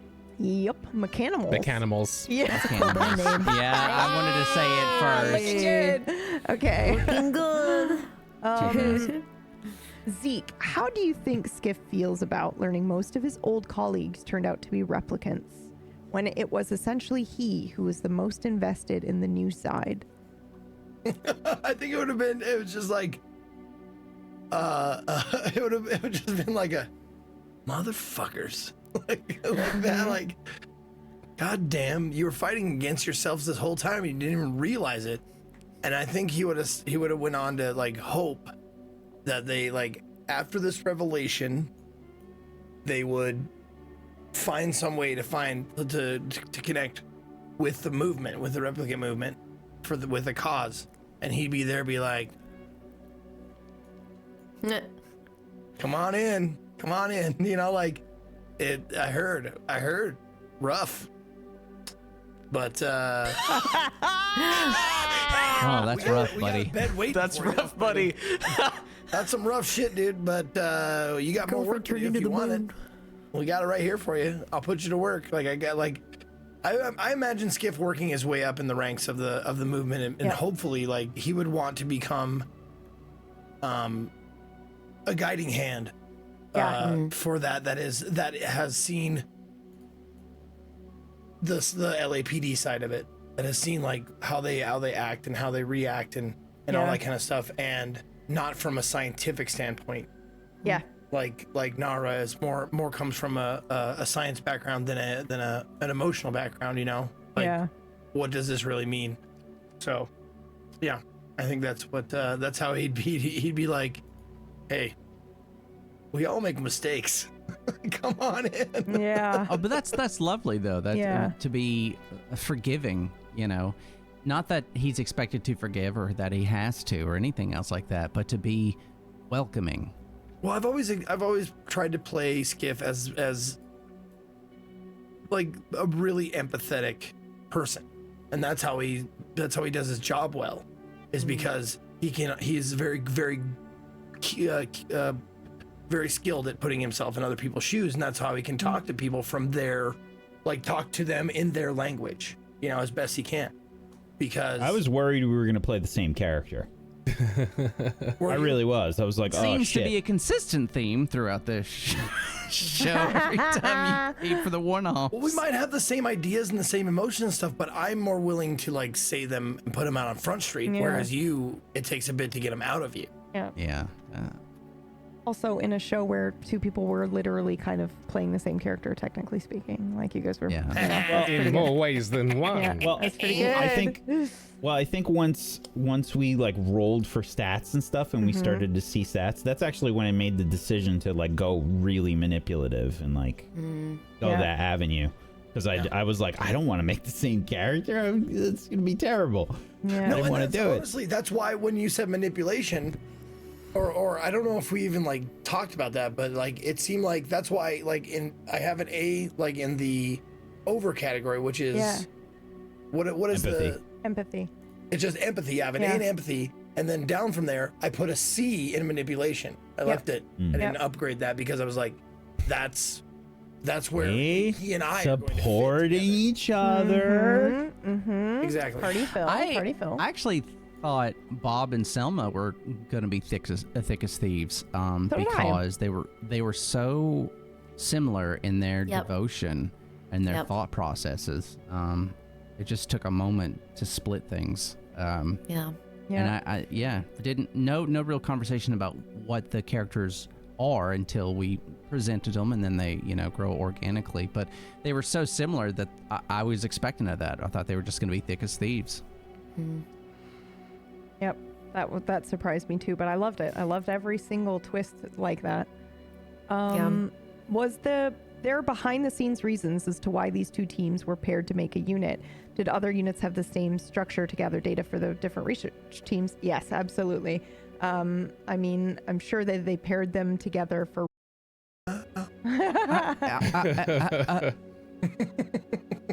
I think we talked about this one a little bit. We're back, by the way. Hi, guys. Sorry about that. We talked about this one a little bit, so I'm not going to readdress that one. But I was in the middle of saying something, which was... I've already totally forgotten. The two teams. Oh, yeah, the two teams. Yeah, do you guys remember how we decided that? Did I just make a suggestion and you guys went, yeah, that sounds good? I don't remember the specifics. I feel like we were just talking about the origami stuff. Yep. In Blade Runner, and then that's when you came up with it. So I was like, I think that was the biggest issue. Yeah. Other than that, it was fine. Yeah. The spitting, at the camera when you said it, was really like. There was a point though unnecessary with the two teams being split. And this is very much early on. This is after the bomb went off, and we were both sort of trying to get Renzo, and we were focused on this task. And then we go back to the office, and Selma and Skiff are like, oh my god, these two loose cannons over here are going to cause all sorts of issues. So they go say something, and I used a term for them, and I was like, oh, they're tattletales. I actually felt really bad about using that term initially because it wasn't fair. The job is to report and be accurate. And I didn't actually think Bob would think that way. That was a weird turning moment, but I actually felt bad, and I was like, oh, these tattletales. Like a petulant child being upset. Like, God, can't they just get on board and understand that bombs happen? So, yeah, I don't know. It was a weird, it was a weird moment. Oh, that's a t-shirt. So, a fucking poster with a kitty on it, like burned fur, like bombs happen. Oh my god. But to actually answer that originally, because I can understand now. I guess I had originally intended that Speth's character would be Aaron's, like we would do that reveal. So probably in my head, I was like, it makes sense to have at least one replicant on each team. But then that changed after episode 1. I was like, fucking throw it out the window. Let's go. Huh? Yeah. Selma could still be a replicant, She could still be. She could still be. She could. Because We might not ever know. I mean, the We whole might team not could never also be know. replicants, you know? But yeah. Oh, man, that would be a Turns mindfuck, out. wouldn't it? Yeah. Yeah. Like, it's just The everybody. RJ wasn't a replicant to Hol- begin with. Holland's the only the real person in original. the building is actually Yeah. pretty funny. Yeah. conceptually. He's like, oh my God, they were under my nose the whole time. Okay. Ooh, this is a really interesting one. What was the first moment any of you suspected somebody else in the party might be a replicant? Or did you have moments where you were suspecting each other? No, never had a moment. I don't think. I Wow. don't think I did either. Wait, think because it was Bob so trusted and established. I trusted. Yeah. Oh, sorry, I didn't mean to cut you off here. Please continue. That was it. I think because it had been set up right at the beginning where it was like, it's potentially you, it's potentially someone else, potentially it could be the whole squad. You don't know. You have no clue. And so it's very much like, then there is no tell. There's no way to be like, oh yeah, this is definitely, someone that is exhibiting signs of not being human because they're just everywhere at this point in this universe. So I knew it was Bob from the beginning, to be fair. You, Yeah. oh, you son of a bitch! But no, you accept the reality that you're presented with. So absolutely, what Elspeth's saying, that was a similar thing for me. There was no way for me to know. There wasn't any tells I could pick up on. The possibility was there, but I knew that as Bob, there would be no reason to ever recognize that. So it's something I just completely pushed out of my head. There was no reason to even consider it until came that's up. the whole thing about it being such a revelation that there was any in there. There's no reason to suspect anybody. Like, do you know how fucking hard they had to work to get someone in there? Yep. And there's no reason like to suspect before that. So like, I wasn't even looking for tells on anybody. Yeah. Not only knowing the fact that Zeke knows that like we don't know, but none of us know. Yeah. Yeah. Like the whole time, none of us knew except for Yeah. a select couple of like later on moments, but like no idea, no reason to suspect. Turning point was episode 6. Galen choking during the information reveal was like, that's a replicant right there. And again, I had Sawyer's own sort of cognitive biases not have him come to that conclusion, but Flick was very Flick was very in that space. Yep. What I really enjoyed, really enjoyed was all of the comments in the Discord being like, Galen, and then being like, no, not Galen, no way, not Galen, and then being like, oh my God, it was Galen. I made it my mission. It's fine. I made it my mission because it was like that was a pretty big moment, but it was like a critical stress moment. And PB messaged me and was like, okay, this is a big deal. I said, okay. And I was like, I'm going to crash the fucking car. Yeah.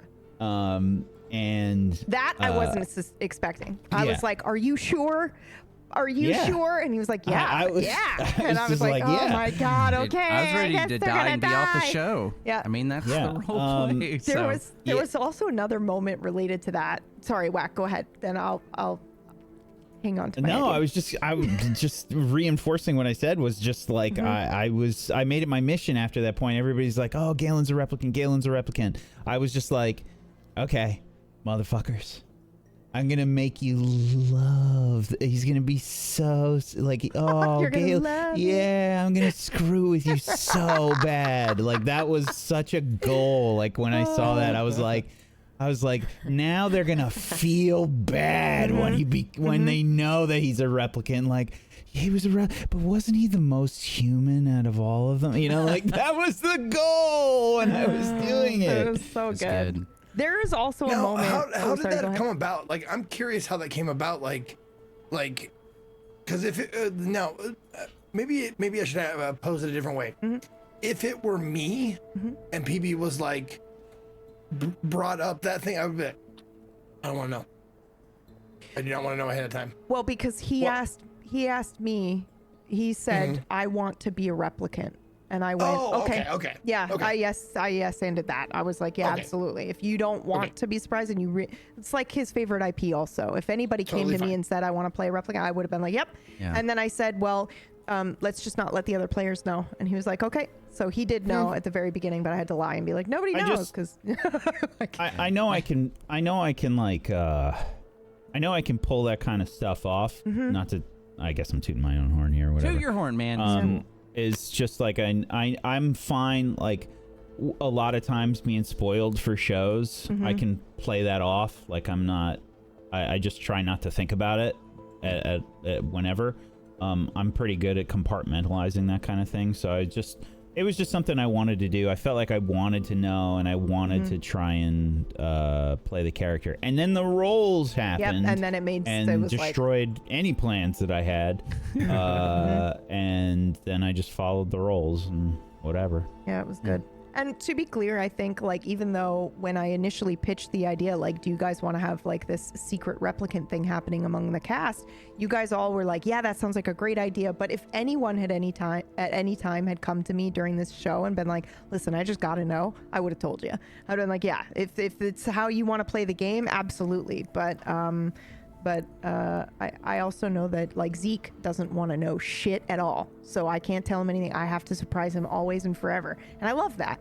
And I know that he loves that. And so I do, there is a bit of safety and knowledge in that I can just, like, throw anything in his direction and he will be excited about it. Even if at the end of the episode he's like, fuck you, PB, he's loving it. So it's like, it's good. That's my love language. Yeah. Fuck yourself. It was so good. I would like to say one thing, and now I'm sort of forgetting what it was. Oh, yeah. So the episode of the crash, dude, if you go back and you watch, there is a moment where I am panicking. I don't know if it's a visible panic, but it's like, roll a 1d4, because I was like, how it's either going to be an hour, 30 minutes, 40 minutes, or like 2 hours as to how long it takes you to get back to the... Oh my God, is it again? Oh, wait. Oh no! Why does it keep doing this? I don't know. There it is. I can hear you. Back. Oh, 2 sorry. hours. Yeah. Is what I heard. It looks like it's coming back. I don't know why.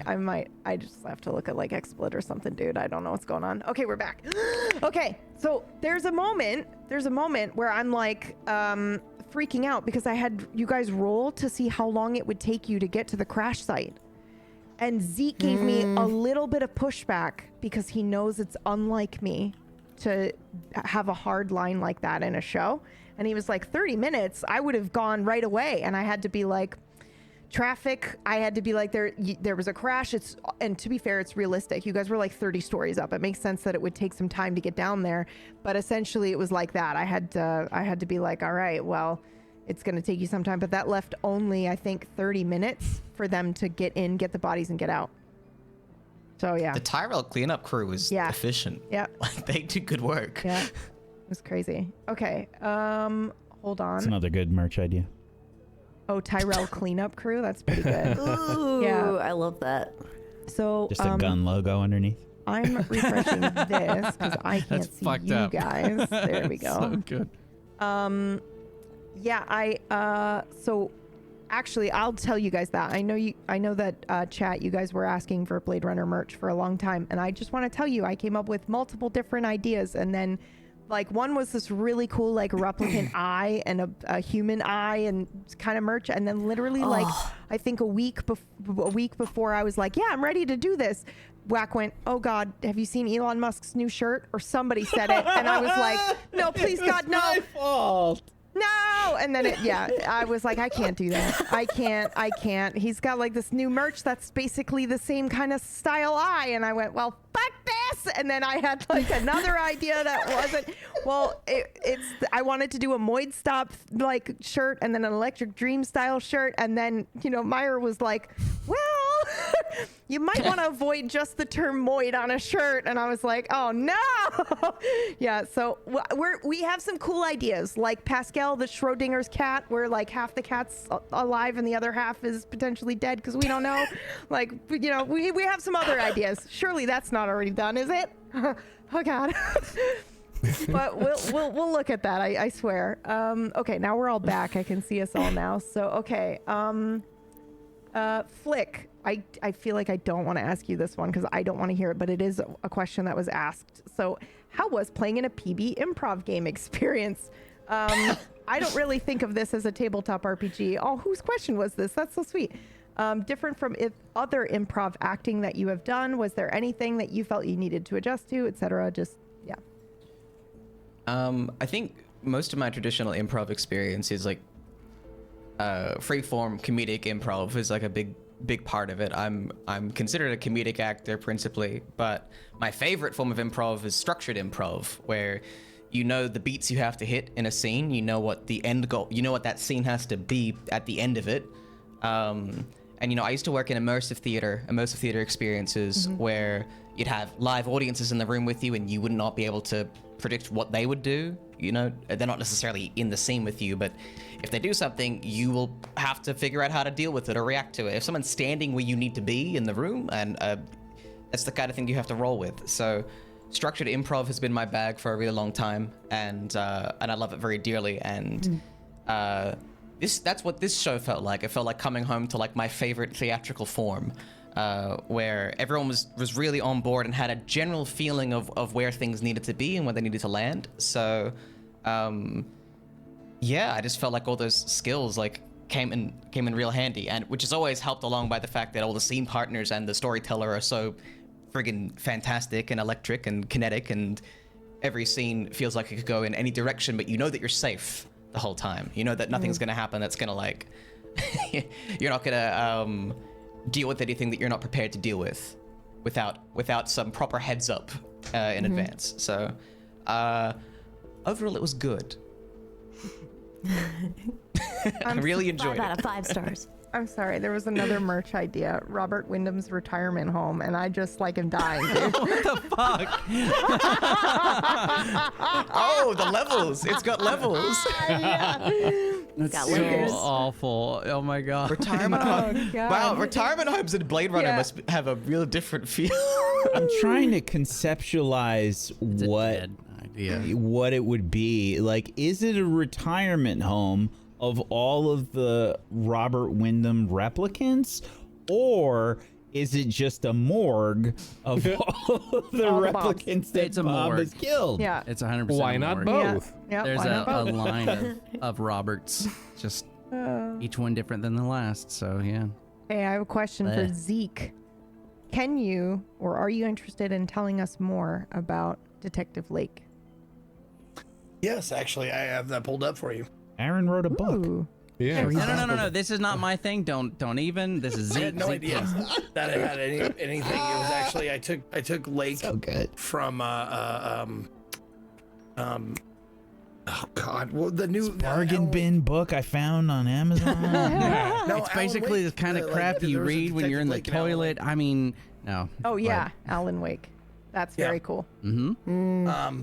But yeah, Detective Westlake is his key relationship. It's I wrote a little blurb, is a fictional detective that has several books written about him and one shitty movie. I read those books and said, that's what I want to be. The cool, hard luck cop with a heart of gold. He does good, sometimes in a bad way. He always gets his man, but he always loses something in the end. Rarely does anything come easy for Lake, and never does it come for free. Skiff consults with him on tough decisions, and he usually has an answer. When he doesn't, he just asks, how can you do the most and give up the least?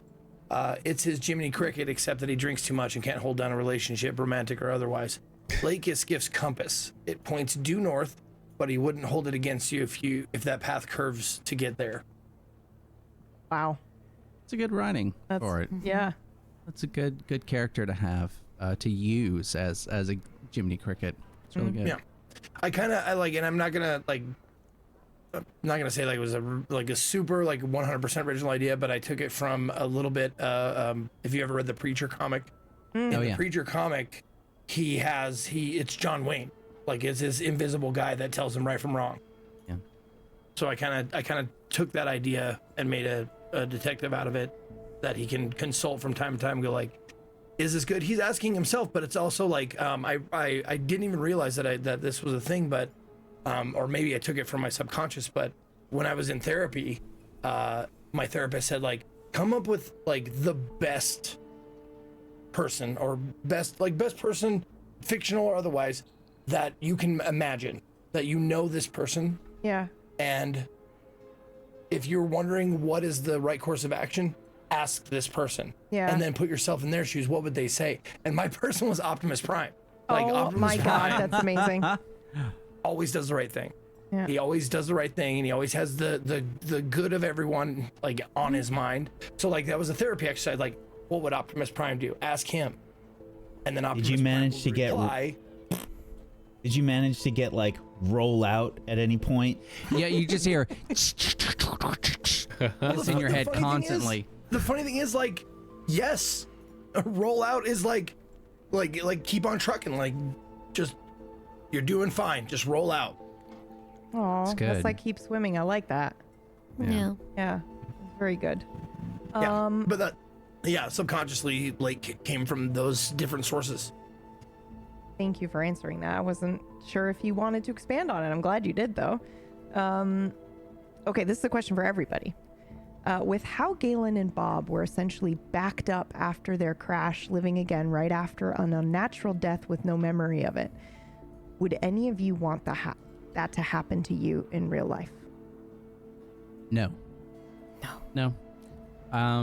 There was a point in my life where the idea of even being copied into a computer was an interesting concept. Yeah. I've written a lot of stories about it. I have a story called Theseus's Brain, which is just a ripoff of Theseus's ship, but a person's brain is slowly getting replaced with parts that does that aspect of the brain's thinking until a point where their brain is no longer meat. It is just this device. So, and I've always loved the concept of it, but I think there is, and this is personal, this is personal to me, but I think there is a beauty in the existence that you get. And I don't think that I need to know or not know, but I would never want a copy of myself going forward. I'm happy with life being what life is until it's done. So yeah, my answer is no. I think I answered this question like when I was like maybe like 12, learning Flash animation, and I was learning how to like so you learn how to like make an animation. It's like a character and it moves a certain way, and then you learn how to save it as an instance, and then you can then just take that instance and then put it into the scene as many times as you want. But it's not that first character. That character is there, you delete it, and now it's not there, but an instance of it comes back. So like if I get replicated, Reference it's versus not, duplicate. yeah, it's not me. It's a reference, right? And so if it's not me experiencing, why does it matter? Again? Oh, I'm so sorry.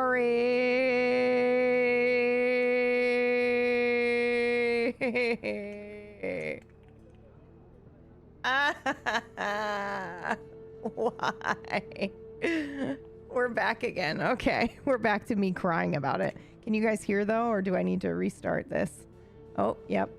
It's just you and me, chat, until I refresh this. I don't know why this is happening, guys. I'm so sorry. Okay, and we're back. And funnily, that's how I met Obama. That was a great story, dude. Such a good story. God, I don't know I would why ask that you tiger was never to there. tell that story again because it'll never hit the same. I'm just glad this didn't happen in the finale, dude. That's whatever RNG. God blessed us there. Thank you for that. Okay, I had a wait. Were you? Someone was in the middle of saying something, right? Oh yes, yeah, Meyer. Yeah, Meyer was, yeah. Instance versus reference. Yeah, all this to say that, you know, like if I'm not the one and it's just an instance of myself, I'm not selfish enough to want me to continue onwards if I'm not the one experiencing what's going on. I don't exist anymore. You know, a clone or a copy of me is in me, even if it is me. It's not me. I am me. I'm experiencing me. Even if it is exactly me, being me, experiencing me, it's not me. Yeah. You get me? Yeah, I absolutely do. I think Where's that question on the sheet, by the way? I can highlight it for you. Hold on.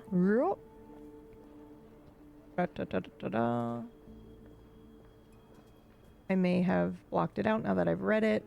No, it's fine. What page is it on? 6, 7? I don't know. I'm looking for it still. Would any of you want that to happen to you? That might actually be on the first page. Hold on. It was an early one, I think. It's under. It says anyone's. It's Yep. close to the top. It's right here. It's back in the First page. in the beginning. First page. I'll highlight it. Okay, in light there you go. I blue. got it. Okay. Oh, thank you. Okay. Yep. So for me, this is such an interesting question because I think I would relate it to the singularity as well. This idea that you upload yourself to a supercomputer and it continues on or whatever, you know. And when I was younger, I was like, oh yeah, that sounds cool. Or in a long time from now, the Andromeda Galaxy is going to be so close to us that you'll be able to look at it and like we can see the sun. It'll be that close. And I was always like, damn, that'd be cool to be around to see that. That was probably the only thing that I was like, I would like to see kind of what happens next. I'm not really, you know, about death. I'm not too worried about that, but I do feel like, man, I'm going to miss out on some cool things. But I would never, I think, willingly want to do that because now as an adult, I immediately go, okay, yeah, but some corporation is going to own that space and what? I'm going to be unable to die forever, uploaded into this digital space, paying digital rent on a place that doesn't, like, I just can't. No. I've told you about this before, but there's an actual show on Amazon called Upload. Yeah, which is that concept, and it's dystopian. Yeah. It's To say the very least. it's a dystopian comedy that's surprisingly good. I was I'll have to actually take a look. kind of shocked. Yeah. Is there another season of it? Because I was watching it. I think I I know stopped. there were 2 seasons. I don't know if they went Okay. past that. Time I'm not- it after this. Yeah. I think that they did release another one. Okay. So for me, I think it depends on the circumstance, like everything. Yeah. It depends on how it's presented. Is it like, oh, my family's got to pay for this for the rest of my Yeah, no fucking way. existence? No, I don't Yeah. want that. Is it just like a weird, just, I don't know, is it like is it a utopia kind of situation? Are we living in a utopia in this scenario? Yeah. Or is it the same shit that we're living in right now? If it's the same shit we're living in right now, no thank you. Yeah. The Yeah. That's question is, like- willing somebody to go to hell right now. Yeah, but will it matter though? I mean, like, you know, because for me, it all matters, like, if it is me in there now, uploaded somehow, or if it is an instance of me. Because if Yeah, it's I an don't instance care. of me, then, I like, kinda See, don't- that's just it. I mean, with I don't care. technology, yeah. it's copying anyway. But and that's fair. Like, Yeah. I just think that Dude, that's immortality is lonely, even if there's people with you. Yeah. Yeah. I think you we just I mean, you just asked me like the prestige question. yeah. I think Are we you just the guy in the box, did a or are you the just- guy who gets put over there? Yeah. Yeah. we just did a pretty good in-depth examination into the horrors of that exact situation across several characters. Yeah, So yeah, I think absolutely. my answer is no, and evidence please refer to the last 28 episodes. Yeah. That's. But to answer your question, yes, I would definitely upload. Yeah. Totally. No question. Hell yeah. Yeah. I mean, you're not saying I can't like turn myself off at some point. Then yes, absolutely. I That will want was more new always- experiences, please. Yep, that was always my caveat as well. I'd be immortal as long as I could end it when I was ready. Like, but if there That's was, a good point. Yeah. Because if you can't, and you're like, no, you're forced to go through it forever. yeah, no way. You know, eventually you'd just be floating out in the void. That's right. And You'd be that floating would, out in and space. that would be Kind of your a, life. Like you'd be Futurama like, well, now I'm in episode. space forever. Bye. Do not ask for whom the bone bones. It bones for thee. I'll put that on a shirt. With Bender flying out in space like nothing to do. Like he's just like floating. There's a Yes. book series that I really suggest everybody. It's on Audible. It's called We Are Legion, We Are Bob, or the Bobaverse Saga. It's about a guy that does get uploaded, and he becomes essentially a computer, and he starts making copies of himself. And that's the most basic explanation I can give you. But he's essentially immortal. It's a wonderful dive into what that can do to you. But it's more sci-fi and more fun than that question. But they do dabble with some of that stuff. what relationships are like, what you lose, what you gain. You gain the knowledge of the universe just in the fact that you get to travel it. So you get all these experiences, you can go to all these places and do all these things, but everything you leave behind with those choices weighs pretty heavily. Yeah. So, yeah. and and that is why Bob is called Bob. That does come from that book That's series. interesting. That's very cool. I was about to follow up and ask you that. I do have another question for you, Aaron. Sure. And Meyer. Why in the infiltration episode did Bob say to RJ that you were sorry about his sister and not his wife? Oh, okay, so, and RJ, Meyer as RJ, please, like, jump in at any point with your thoughts on this, but I shoot him. The original concept for Bob was that he had lost Chio, which was this woman that was not his wife or fiancée. She was a woman he was madly in love with, but was the fiancée of his partner. As things started to come out and got weird, it was really fun, especially when Bob was with Galen at the sushi shop, and Galen had asked the old man, you know, about this woman, and he said, "Oh, I think, yeah, like his wife, maybe." He was a little weird about it. So I started playing with the idea that the memory was skewed, and it wasn't consistent, which can happen to you in real life. Your memories, so many of your memories can be slightly wrong just because of information that you've been told or how you perceive something, and that's fine. So I love the idea that there's a version of Robert Wyndham where it was a sister, and there was one where it was his wife, and there was one where it was his friend's wife, and it was just these close enough connections to give that individual the drive to want to kill replicants without giving a shit. They have that anger. So Meyer?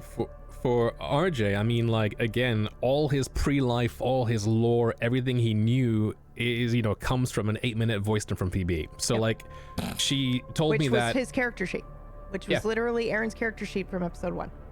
Yeah, so I just typed it all out and I knew what was what, and I knew that, like, so from the voice note, I know from that, again, it's your character, and whatever was canon before, like, you had the memory skew is what is canon to you and your character. But, like, from the voice note, it was that, Robert Wyndham had this partner, and so Robert introduces his partner to Chio, and then he has essentially this, like, pang that I shouldn't have done that, I'm in love with this person, why did I do that? And then she ends up dying, and then, like, that's why he has this whole regret thing, because, like, you know, like, things would have been different if I didn't do a, you know, like a, what is it, Rebecca Hamilton thingy. Anyway, like, yeah.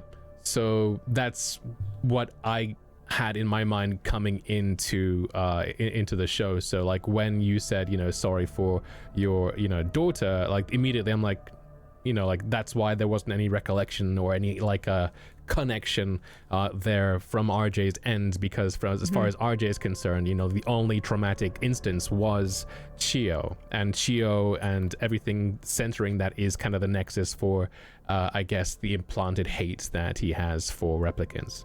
It was good to play with that. Yeah, that surprised me, because when I was doing the NPC for the old man, I'll be honest with you, I wasn't trying to play a trick on anyone. I was like, does he come here with his partner and Chio? No, he comes here alone with Chio, probably. So the guy was like, yeah, I'm pretty sure it was his wife, because they were only ever together. And I was just playing off the idea that I knew you loved her. So I assumed that the old sushi man could see that.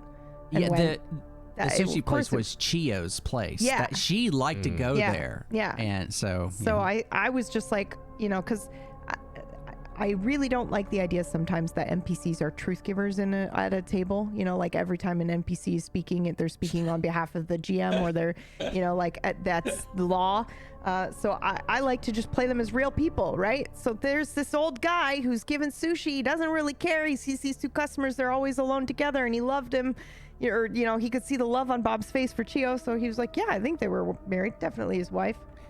Which is that's such a GM. That's such like a GM gripe that happens. It's just like, oh, you just want me to tell you the answer? Fuck face.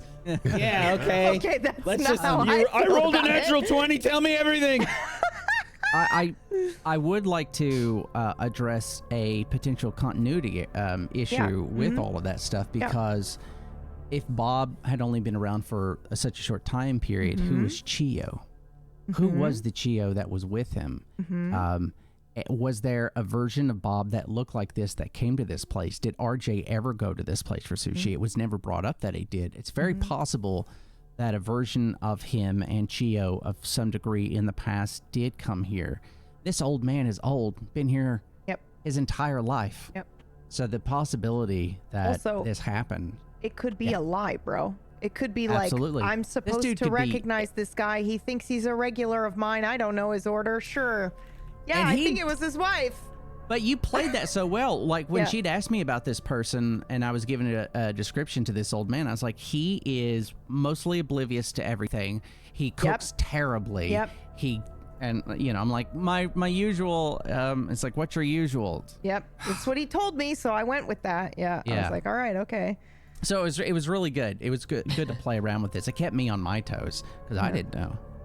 Surprised me a few times with that too. Okay, I have a big one. Okay, it's one of the last ones. Flick. I don't know if anybody watching in the audience caught this, but I did. Okay, and I couldn't sleep. In the episode where Blythe says, I had an accident in the gym, right? There was an accident. But then later, Blythe says, I killed someone and it wasn't an accident. I just want to know, what the fuck happened to Blythe? What happened in that gym? So a thing that you probably have figured out about me by now is that I severely overthink everything.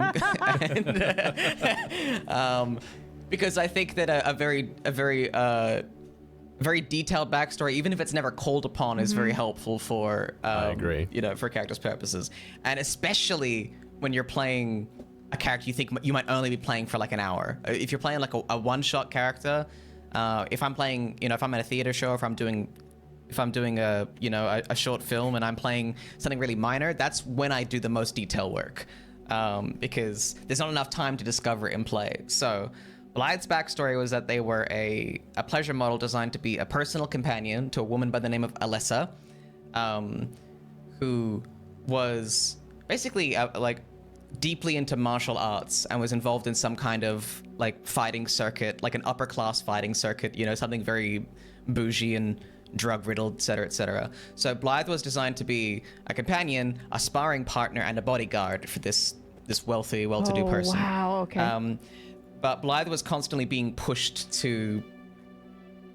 Blythe was being fought on two fronts. One being that it's like, well, I can't hurt my owner. That's a thing I can't do. But also the person being like, no, fight, like properly fight me. You have to properly fight me, and being pushed in that direction too. So the notion that I had was that someone like Alessa's like partner or someone in her life was trying to push Blythe to like, it's like, no, show me what you can really do. Show what a replicant can really do. and in doing so, pulled a gun on Blythe, and Blythe crushed this person's throat, like reflexively in like a self-defense, you know, sense. And this gun fired and killed their owner. So that was the accident. But the entire thing basically got blamed on this replicant malfunctioning. Yeah. And then what I'd figured out was that the original or a previous iteration of Bob, whatever generation of Bob's back, that was the Blade Runner that let Blythe go, because Blythe helped. Wow. You know, like, because there's the thing that Roy Batty does where he goes back and he helps Deckard, you know, when he falls. To me, it was something like that. It was like they're chasing me across the rooftops, or you know, through some dangerous place, and I turn back and I help, because that's still a thing that comes to me naturally. Yeah. And that was perhaps a developmental moment for that character, and that's why Blythe was like, oh, humans can change their minds. That's the most special thing they can do, is I love You got that, that by the other way. Bob killed. I That's like that, by the canon way. now. Yeah. You, that Bob let you go, and Tyrell went, well, this one cares a little too much. Let's get rid of him. Well, no, because As far as side characters go, Blythe was my favorite. yeah, Blythe was incredible. Most Also, human character out of everybody, Blythe was pure heart. that also explains why Flick said, when you said, "Is this the first time you're meeting me?" They went, "That's a very difficult question." Because they have already met another iteration of Bob. You're brilliant, Flick. Oh my God. It's really well done. I didn't come here to be praised. But Okay, thank you. sorry. I'm sorry. Get it in there. I didn't come here for this. Please stop sucking my dick, please. Please, I'll give you 30 minutes to stop. Okay, so I think that I'm going to wrap up with this final question. Unless there was another question that you saw that for you that you wanted to address, then I think that we should ask which other player character helped in developing your character the most. Bob. Jesus, Okay, Meyer. what a fucking cop out. Let's just get the easy ones out of the way. All right then, fine. Yeah. So honorable mention to Skiff because I think Sawyer desperately wanted Skiff's respect for reasons that I still don't fully know. But that was just like a thing that I had him latch onto, is just obsessively he wanted Skiff's approval in some sense, or was always fighting for approval. And Skiff was the one that poked the most holes in him too. So that was also interesting. But the character that was most fundamental was always Selma. Is that Sawyer desperately just wanted Selma to like him again. I think, he was designed, I think, on some level to be desperate for approval and reinforcement. I think that was definitely a very insecure character. And Selma radiated security and just always knew what to do. Just always knows what to do. The whole, straight shooter cell thing. He fucks up in that situation where she has to save his ass and he asks her to cover for him. And she says, no, absolutely not. That's not how we do things. Which is why he later on knows that he can trust her. It's like, I know that you would, of all people, would not be a mole or shielding this, because it's just not like you. And I find Selma's my favorite character in this show by far. I think I think your performance as her was incredible, and just that I just fully believed her in every single scene that she was in, whether she was being a stone cold killer or being exceptionally funny in whatever themed restaurant we were in. I think it's very interesting, actually, that our first encounter, I guess, in this show with Selma and Sawyer is that Selma won't cover for him, and she writes the report, and she's truthful. She says he hesitated. He hesitated, so I had to finish the job for him. And what's, I think, ironic is at the very end, he absolutely is there to finish the job. And she's like, you know what? I'm just here for you. I'm here for you. I don't want to mess this up because you've just been told something. That is rocking both of their worlds. And it's interesting how she goes from that to someone that is able to see it from both sides of the coin. But yeah, I think the relationship really, it was so rocky, and it was funny because I know that Flick and we discussed a lot of this. After our scenes, we would message each other what the fuck, what the fuck? It was just crazy, because we're trying to have correspondence, but we don't want to know too much about our characters because we're really dude, are you okay? Dude, are you okay? Yeah, it was nutty, just nutty. I feel like I'm emotionally so tapped also from the show, just knowing that everybody just gave it their fucking all, man. Ugh. My answer is the first person that came to mind doesn't even, I don't know if they qualify because they're not a player character, but Natalie. Yeah. Natalie. Just the few conversations and the reinforcement that Natalie gave me that I was doing the right thing, that huge. But if we're talking about player characters, then it's not even a question. Yeah. It's fucking Galen, no question. Yep. That one moment where he's keep being a cop because, he explained and stuff like that. That Yeah. definitely I was Zeke. I was playing Skiff, and I'm like, I'm not gonna be a cop anymore. I just came to that decision, 100%. And then it was just like holding that thread. Yeah. Like, but wait. I got some points you need to hear, and I was just like, motherfucking made. That was a good point. Yeah. It was good points all the way through. Yeah. And then I went on to parrot that shit to other people, to the other Blade Runners, Domino and be like, effect, dude, right? you don't have to stop being a cop. You're doing exactly what you've always been doing, which is you've let people go. Just keep doing what you've been doing. Do the right thing that you know is right as a cop. Yeah. And I'm like, fuck, that's right. But that definitely, for sure. But you know, it's hard to like to like downplay Natalie's effect as well. Yeah. Like she gave me not only a little bit more of a push to do what he wanted, what he knew was right anyways, but like, you know, having a love interest is always cool. Yeah. I think that's something that will always be very special about this show in particular for me, is that I don't normally play NPCs. I usually let other people do it, mostly because I don't want to take up space at the table, but also, you know, the whole effect of like what this character is saying might be truth and whatnot. But this is a show where I definitely took that opportunity when you guys made a character, and then I would try to, that was a fun challenge to try to embody that character. And I got to role play with you, Zeke, I think for the first time.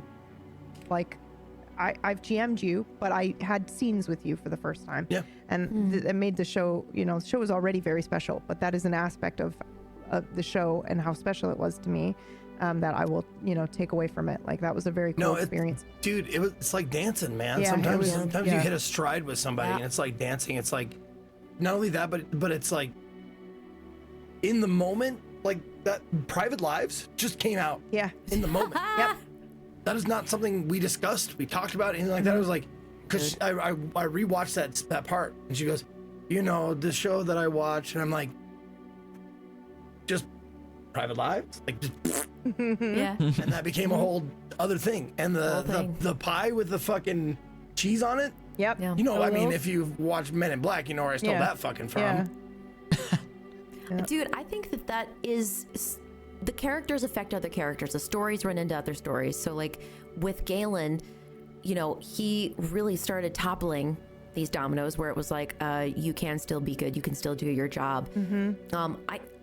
I think my answer would probably have to be Skiff, because Selma and Skiff were partners. You know, they had they had that rapport, they had a friendship, and they had a lot of trust. And so right off the bat, when you know, Selma finds out that Skiff is, in her mind, defecting, quitting, like that's just like, whoa, dude, that fucked her up, I think, like in a really bad way, because she had so much like a faith in him as a partner, and faith that they were on the same page. Can I ask a follow-up question based on what you just said? Do you think Selma's reaction was in part related to Skiff's decision? Do you think she reacted the way that she did to the situation, i.e. double down harder as a Blade Runner, happened because Skiff didn't talk to her?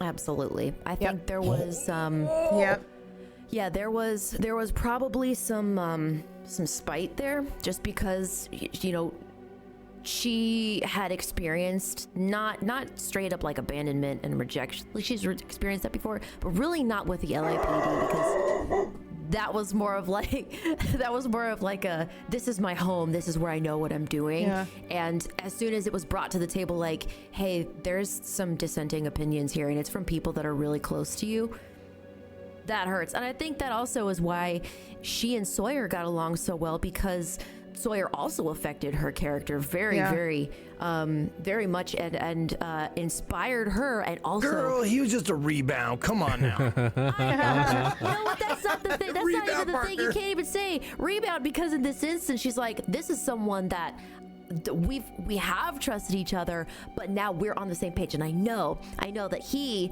is gonna shoot these things as quickly as you know I'm going to do. So it's just like, man. That felt really going real. different teams. Well, right? Ricochet and Rebound. Yeah, Ricochet. Beth, that felt very real when you did that, and I felt that in your character. The absolute hurt and pain of the betrayal, making her go, "Fuck it all! I'll just burn everything." That extra doubling down, and I did wonder a couple times, like, man, if he had come to her and talked to her, I think it would have gone a different way. If he just told her first, Maybe, yeah, that things may have been different. But yeah, it was wild. It was perfect. I'm not saying it should have changed. But, in Skip's defense, he wanted that conversation to happen, and then all the dominoes fell, and there was no fucking way to have it. Yeah, it was so quick too. Yeah, sorry. No, that's okay. My truthful answer, I guess, or like my more developed answer is obviously Bob, but also that first episode, like with Pulse, Hodge, and Janice, like. Essentially, like RJ, he went into the campaign with, you know, like Bobisms. However, like he has a character, he had shirked everything, right? Like he realized that he's a replicant. He realized he's being used, manipulated, and created, and so his whole thing was like, okay, well, I reject everything that I was, everything I think I am. I'm gonna be as empty as possible, and all I want is revenge. And then so like when he went in with, you know, these three, he was a lot more murderous. He was a lot more like, you know, okay, these guys will die because we have this cause. It doesn't really matter. You know, like I hate replicants. I hated replicants. I still do, but I hate these guys too. And I'm kind of just using these guys to enact my hatred on these people instead. And I think it was like a mixture of like, you know, Pulse's humanity, Hodge's humanity for sure. You know, like, yeah. Like it was things that they did that kind of swayed you know, who he thought he was as a replicant. So I was gonna say person, I mean the kind of the same thing, but like I try to carry all their things forward into like, you know, future episodes without necessarily saying things they said, but you know, just in terms of like, will I kill this person in this moment? Well, Hodge wouldn't, you know, so maybe perhaps I won't. And that's that. Also muffins. Also muffins. Dude, you killed it with every Janice. Oh my god. She was fun to play. I mean, sad, you know, but it's also like she's got a job to do, you know. There were things she had to carry out. I think Speth's characters broke my heart. Like, yeah, I was just thinking that. I was just realizing that. Yeah, like consistently. Muffins and Hodge, and then you know, Selma and Skiff.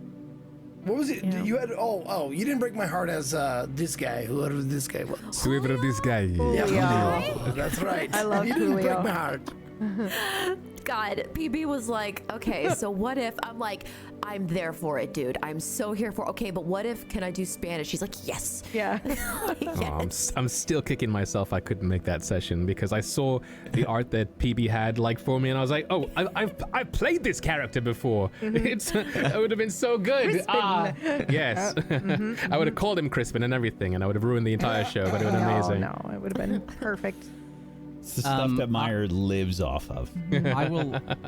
I'll answer that question. I'll try and keep it succinct, and it's gonna sound like a bit of a cop out, so I apologize. But I'll start off by saying that I didn't realize, but Bob went on it's a storytelling sort of pattern, a literary sort of thing called the hero's journey, where you start in a place, you go through a lot of changes, and then you almost come back to not exactly the same place you were before, but it's, if you want to look it up.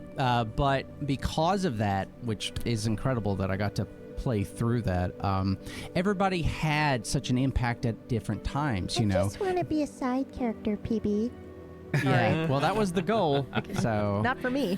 whatever. Like, all right, but then. Challenge accepted. but you know, but it was great because, you know, Galen was this steady friend, and then Skiff hit him with some really hard hitting information at that gym session, and then he got to work closely with Selma, and the ideologies matched up, and then his anger came out towards Sawyer when he didn't believe him, and then he met RJ, which broke his world, and then he had to find a way to come all the way back.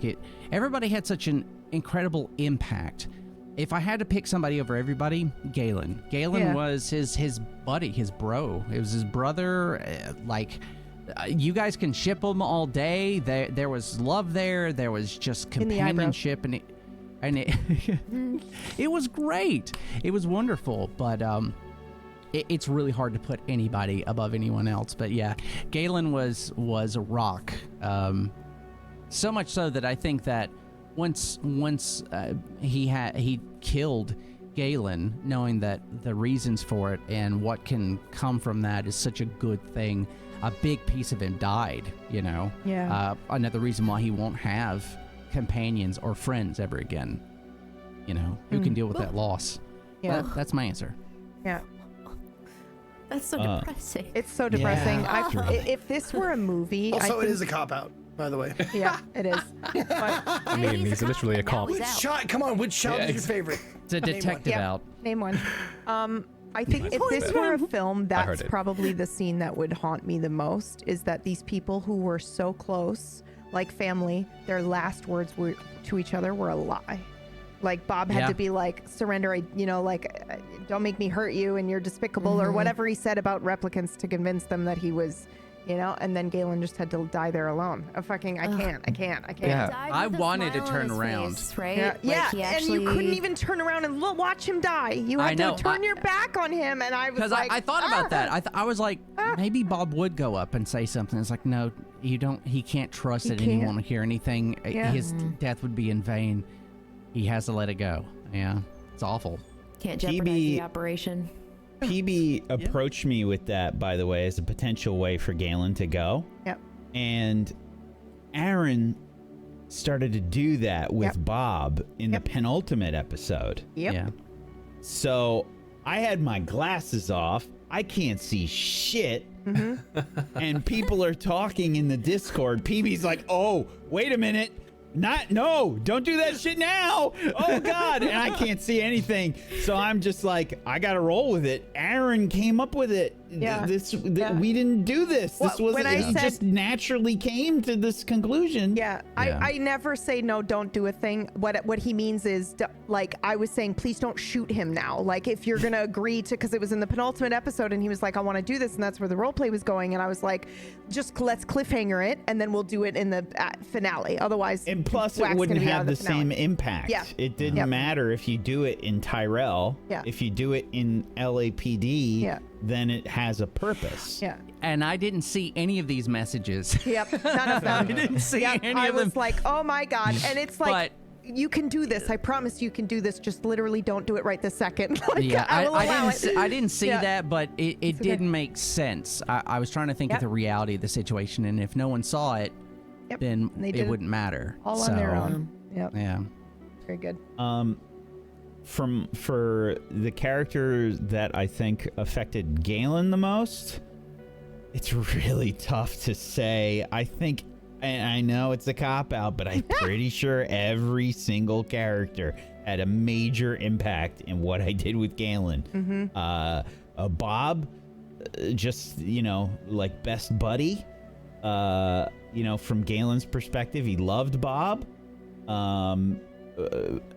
Skiff was becoming like a true blue friend as well, and watching him sort of have to deal with this stuff was a mirror of what was going through Galen's head.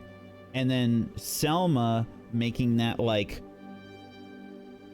absolute break at that point was also shaping Galen's future. Sawyer Understood each other. That's sad. Yeah. Well, because it's from Galen's perspective, he was good at observing people and kind of understanding their mentalities. I think Galen kind of understood where Selma was coming from and realized, I'm not going to change your mind. Yeah. It's not going to happen. Yeah. So that's why Galen just got up and left, because there was no point in continuing that conversation. It's going to get worse from there. Yeah. And Sawyer was, I think, from Galen's perspective, always saw Sawyer as untrustworthy right away. And I think that was kind of the basis for why he suspected Sawyer for being a replicant. Probably right away. Just the most untrustworthy person in the group. It seemed like always kind of... Sawyer was always kind of on Sawyer's team all the time. Oh, hedging his bets 100% of the time. Exactly. Yes. Yeah. Always, what's the best I can get out of any given situation?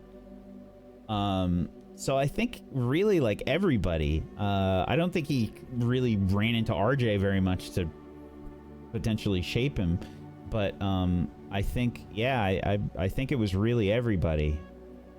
Sorry for the cop-out answer. No, It just occurred to me, is the last words that Selma and Galen ever exchanged, "get the fuck out"? Was that it? Was that the last time they ever spoke? Pretty sure. Yep.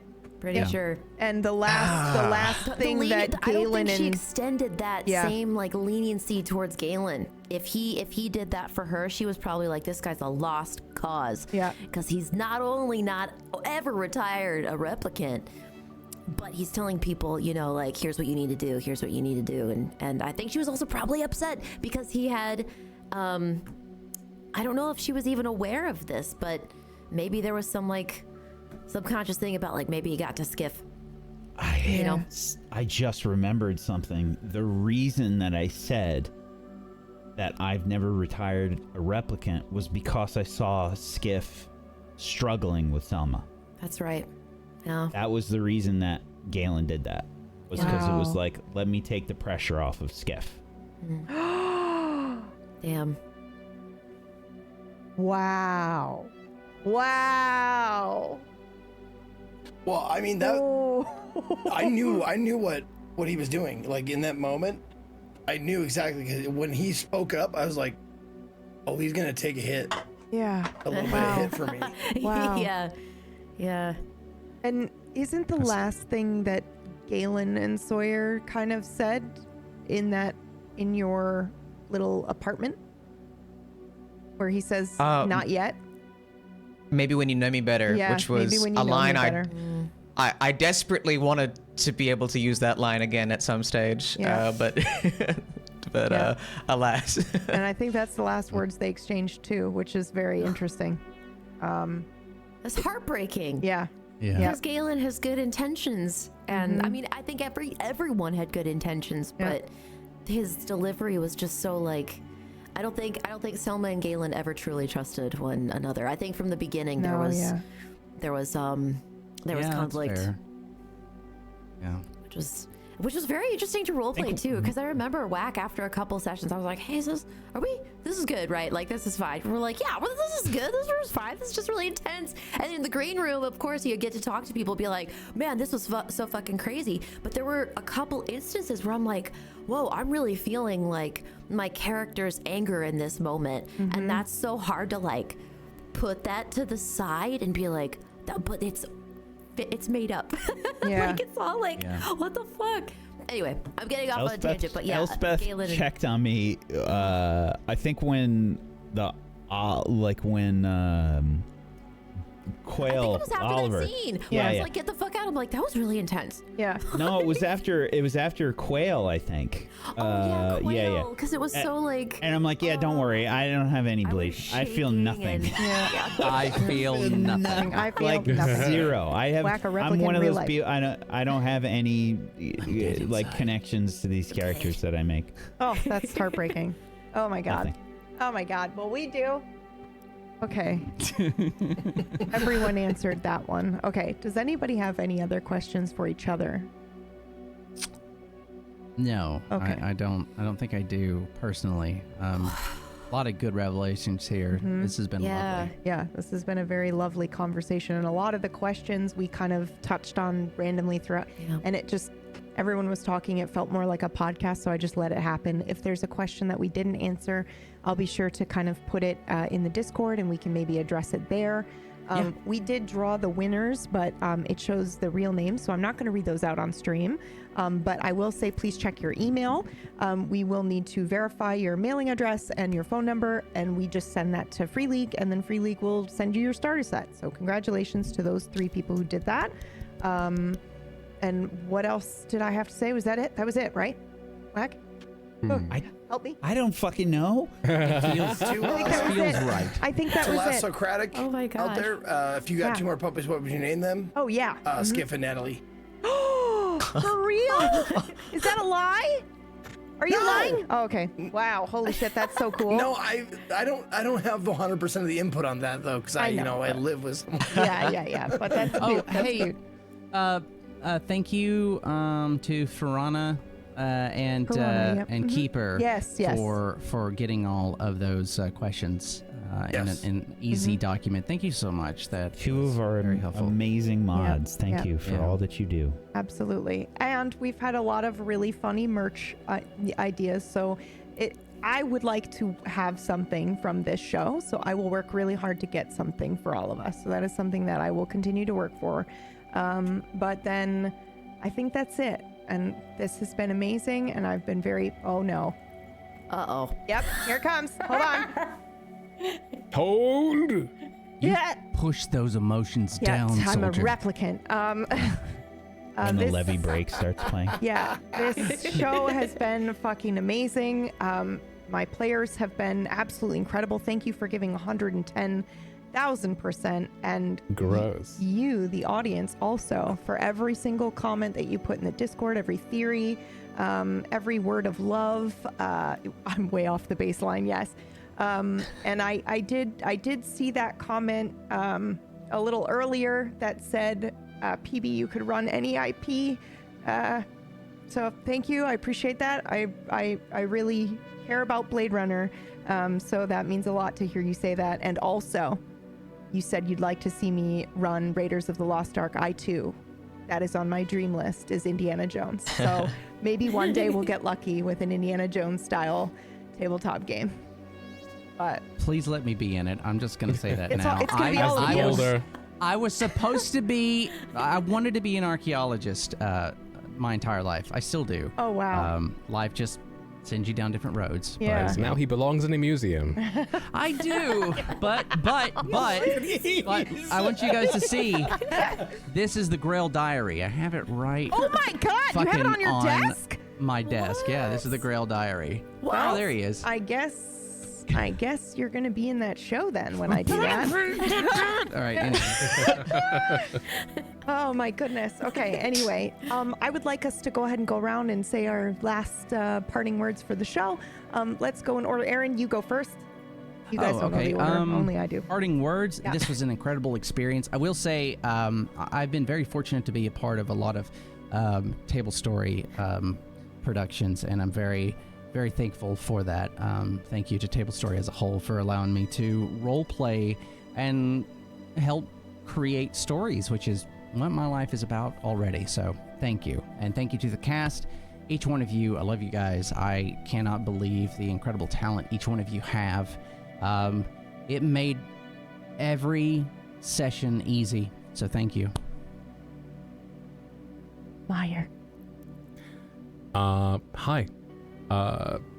Yeah, basically what Aaron said, essentially. You know, not to just be another RJ Bob thing again, but I too have also had the fortune of being in quite a few table story shows, and each one has its own magic, and they all kind of top each other in different ways. It's been really fun. I mean, again, out of the 40 odd episodes that were had for this show, I think I was only part of 6 or 7, but I still kind of feel as if I was here the entire way through. In many ways, I kind of was watching, but like, you know, I still feel very connected to, you know, the cast. You know, like obviously I've RP'd a lot with Aaron, PB, and Whack before, but yeah. It was a very natural thing coming into it and bossing around Speth and Zeke, you know, like it was so much fun, and I hope to do it again very soon with these people. But yeah, was this a shout out or was this just a hello bye? Yeah, shout out as well. Yeah, of course. Hello bye. Wow. Wow, I deserve Go that. follow Meyer and watch him do all kinds of crap like Star Citizen and a show with Leah. Yes. Called Gwig. And a show, Gwig, Gamers Week in Gaming. We do a show, we talk about the week that previously, you know, just news and stuff and tech. And check it out or don't, it's on Spotify. Hell yeah. Speth. Oh, God. Okay, so first of all, thank you very much to PB for inviting me to be a part of this, because this was one of the most magical role-playing things I've ever done, and this is an incredible cast, and I am so not just feeling fortunate, but like enriched, right? Like every Sunday I would look forward to this shit. That is such a good word for what this experience Like was. actually, Yep. right? I'm like, Yep. God, I left feeling better, like not just about myself and like about my improv, but like, holy fuck, these people are so talented and brilliant, and they're putting everything they have into it. So if you're not following everybody here, you're missing out. I was really, really thankful to play Selma. She was so different from any other character that I've played before, and she really allowed me to explore my own emotional depths. So again, thank you, PB. Thank you to the cast, and thanks for allowing me to explore that. Whoa, because this was a really big commitment, and you know, RP is a big commitment, and if you're in it and people are like, holy shit, this is amazing, it's fucking unlike anything else. So I'm gonna stop saying words. You can follow me at twitch.tv/Elspeth, or you can, it'll be fine. Whatever way you want to do it. Anyway, thank you. Love you guys. Flick. You can find me over at twitch.tv/flickerclad. I mostly do role-playing, more storytelling, similarly morally complex characters, I would like to say. This show has been very special to me during a very difficult time in my life, and these guys don't realize how starry-eyed I've been of all of them the whole time I've gotten to be involved. So I feel very lucky. Flick. Hey everybody, I'm Wax Steven. I played Galen for you on Blade Runner. I hope you enjoyed everyone's performance. I know that I did. Everybody was spectacular throughout the entirety of the show. Well done, everybody. It was a wonderful, wonderful experience to get to see just where everybody's mind took them.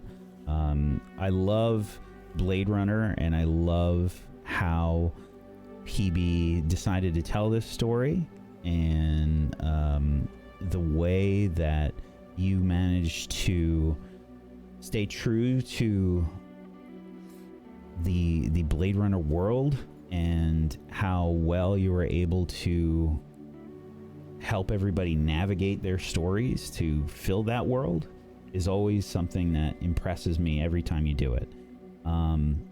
It was a very excellent team that we got to be for this, and everybody did an exceptional job. Thank you for that.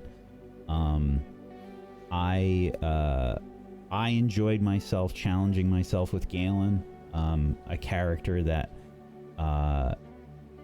was definitely difficult for me to play, with the way that my mindset was basically throughout the entirety of the show was tough. So thank you for challenging me, and I really enjoyed it. And I can't wait to see what else everybody else is going to do from here on. Because if it gets better, that's amazing. Oh. Zeke. And blood-black nothingness began to spin, a system of cells interlinked within cells, interlinked within cells, interlinked within one stem, and dreadfully distinct against the dark, a tall white fountain played. I just love that. I just wanted the opportunity to do that. I was late to the party on Blade Runner. I just recently discovered a love for it, you know? Like, I watched the original movie a long time ago, and I'm like, meh, it was good. And then I watched it again as more of an adult, and I was like, oh man, this is really good. And then I watched 2049, I was like, man, that's fucking boring. Then I watched it again, I'm like, okay, there's subtleties. And then I watched it a third time, I'm like, this is fucking great. And now I'm a fan, like, of the movies at least, and I'm not a big reader, so I haven't read the books, but Let me start with the shout outs. My name is Ezekiel the Third. You can find me at or slash Ezekiel_III on Twitch, Twitter, and YouTube, or Ezekiel the Third, all spelled out on Instagram and TikTok. It's nice. It's a really special thing when you can find people who you people who are not only willing to play, but people that you jibe with in the playground. And it's I would gladly, play with any one of you again if I was invited to a table alongside of you guys. Every one of you, there's no doubt in my mind that this is a passion, and you take it seriously, and you take it seriously with something that's so silly. I mean, the idea of grown adults sitting around a table playing pretend, it sounds so silly, but it's so important to me, and it's so changing and so formative. And like Speth said, it teaches me about myself, and that's noble, I think. Yeah.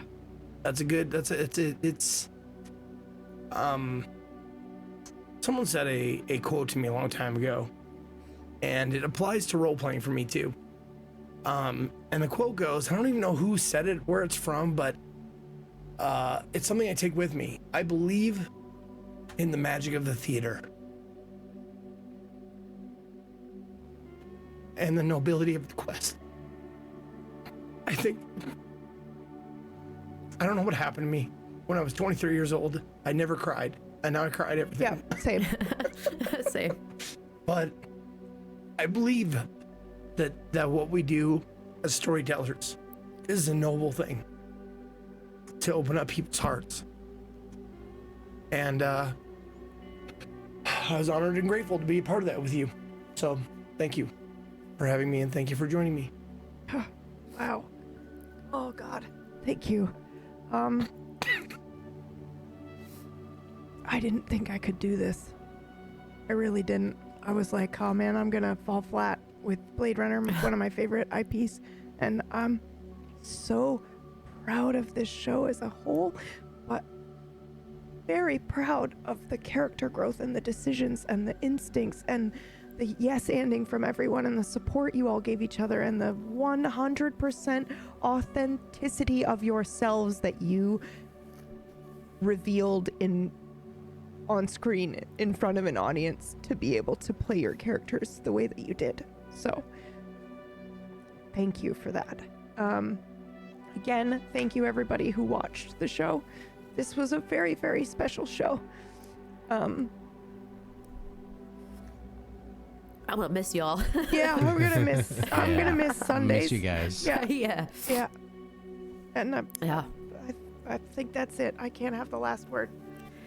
I will play our credits one last time because I loved them. But yeah, thank you everyone. Boobs. Boobs.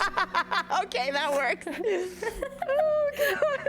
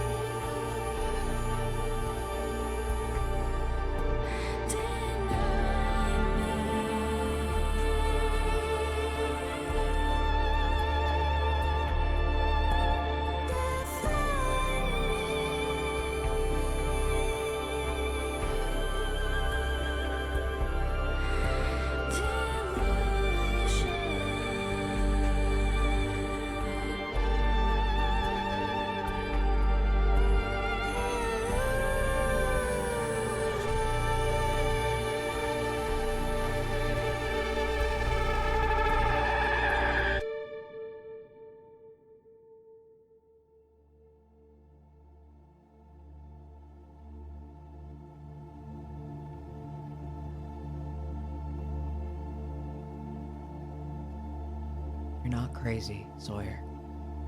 That's the thing. Human brains are designed for pattern recognition. To find the loose thread. Well, you found one. A mistake. A glitch. A blip.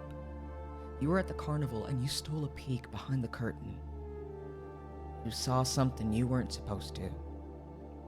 You saw how the hot dog gets made. And now you can't take it back. What does it mean? Well, surprise, surprise. Tyrell is hiding something. First time in there seemed nice enough. You're flying so high you start to take breathing for granted. You spin her all the way to Sector 4. Silver platters all served up with privileged information, handed over by dead-eyed clerks with fake smiles. They don't seem to care. It's nothing they haven't shared before. Or was it? See, I know all the call signs. I got 'em memorized. DRV, FAB, ENT, ETC. But what the hell is an OWL model? Maybe it's something new for the N8s, right? Something I've just never seen before. But then there's the Nexus 6 EMS. Now what the hell is that? It's not emergency services. No, that'd be EMR or maybe EMG. So what is it? I asked them a direct question. What is the EMS designation for? I get a not so direct response. That list appears to be an error. And there it is. The loose thread. The thing I know I'm meant to follow. All the next visits are a lot less nice. A lot less cozy. You know, they want me in and out like that. I steal a glance at Lilith Tyrell. She looks busy, stressed, or maybe I'm projecting. A redacted version of the reports. Ooh, sorry, they really don't like that word, do they? Well, they practically shoved that in my hands next visit. There's no mention of OWL. There's no mention of EMS. EMS 0123 all the way through EMS 0289. No trace, no sign. Now, if each of those call signs is a missing model, that is at least 166 new problems on the LAPD's plate. So, let's hope that's not what that means. That aside, there's a few other things out of place. A vendor by the name of Avari Tricks. Now, that name pulled a Houdini. Can't find a mention on the new file.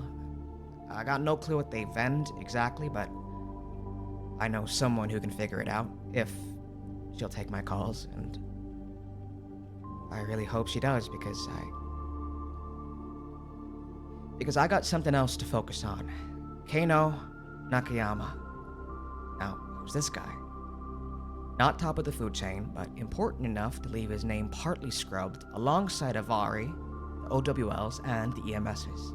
According to publicly available information, lead designer. Designing what? Fuck knows, but his name is pulling a disappearing act across all the memos and reports too, but he is still here. Is he about to disappear himself? Does he not know what's coming? For now, he's alive, so there's only one thing left to do. Follow the thread. If he disappears, I'm gonna be there to watch it happen.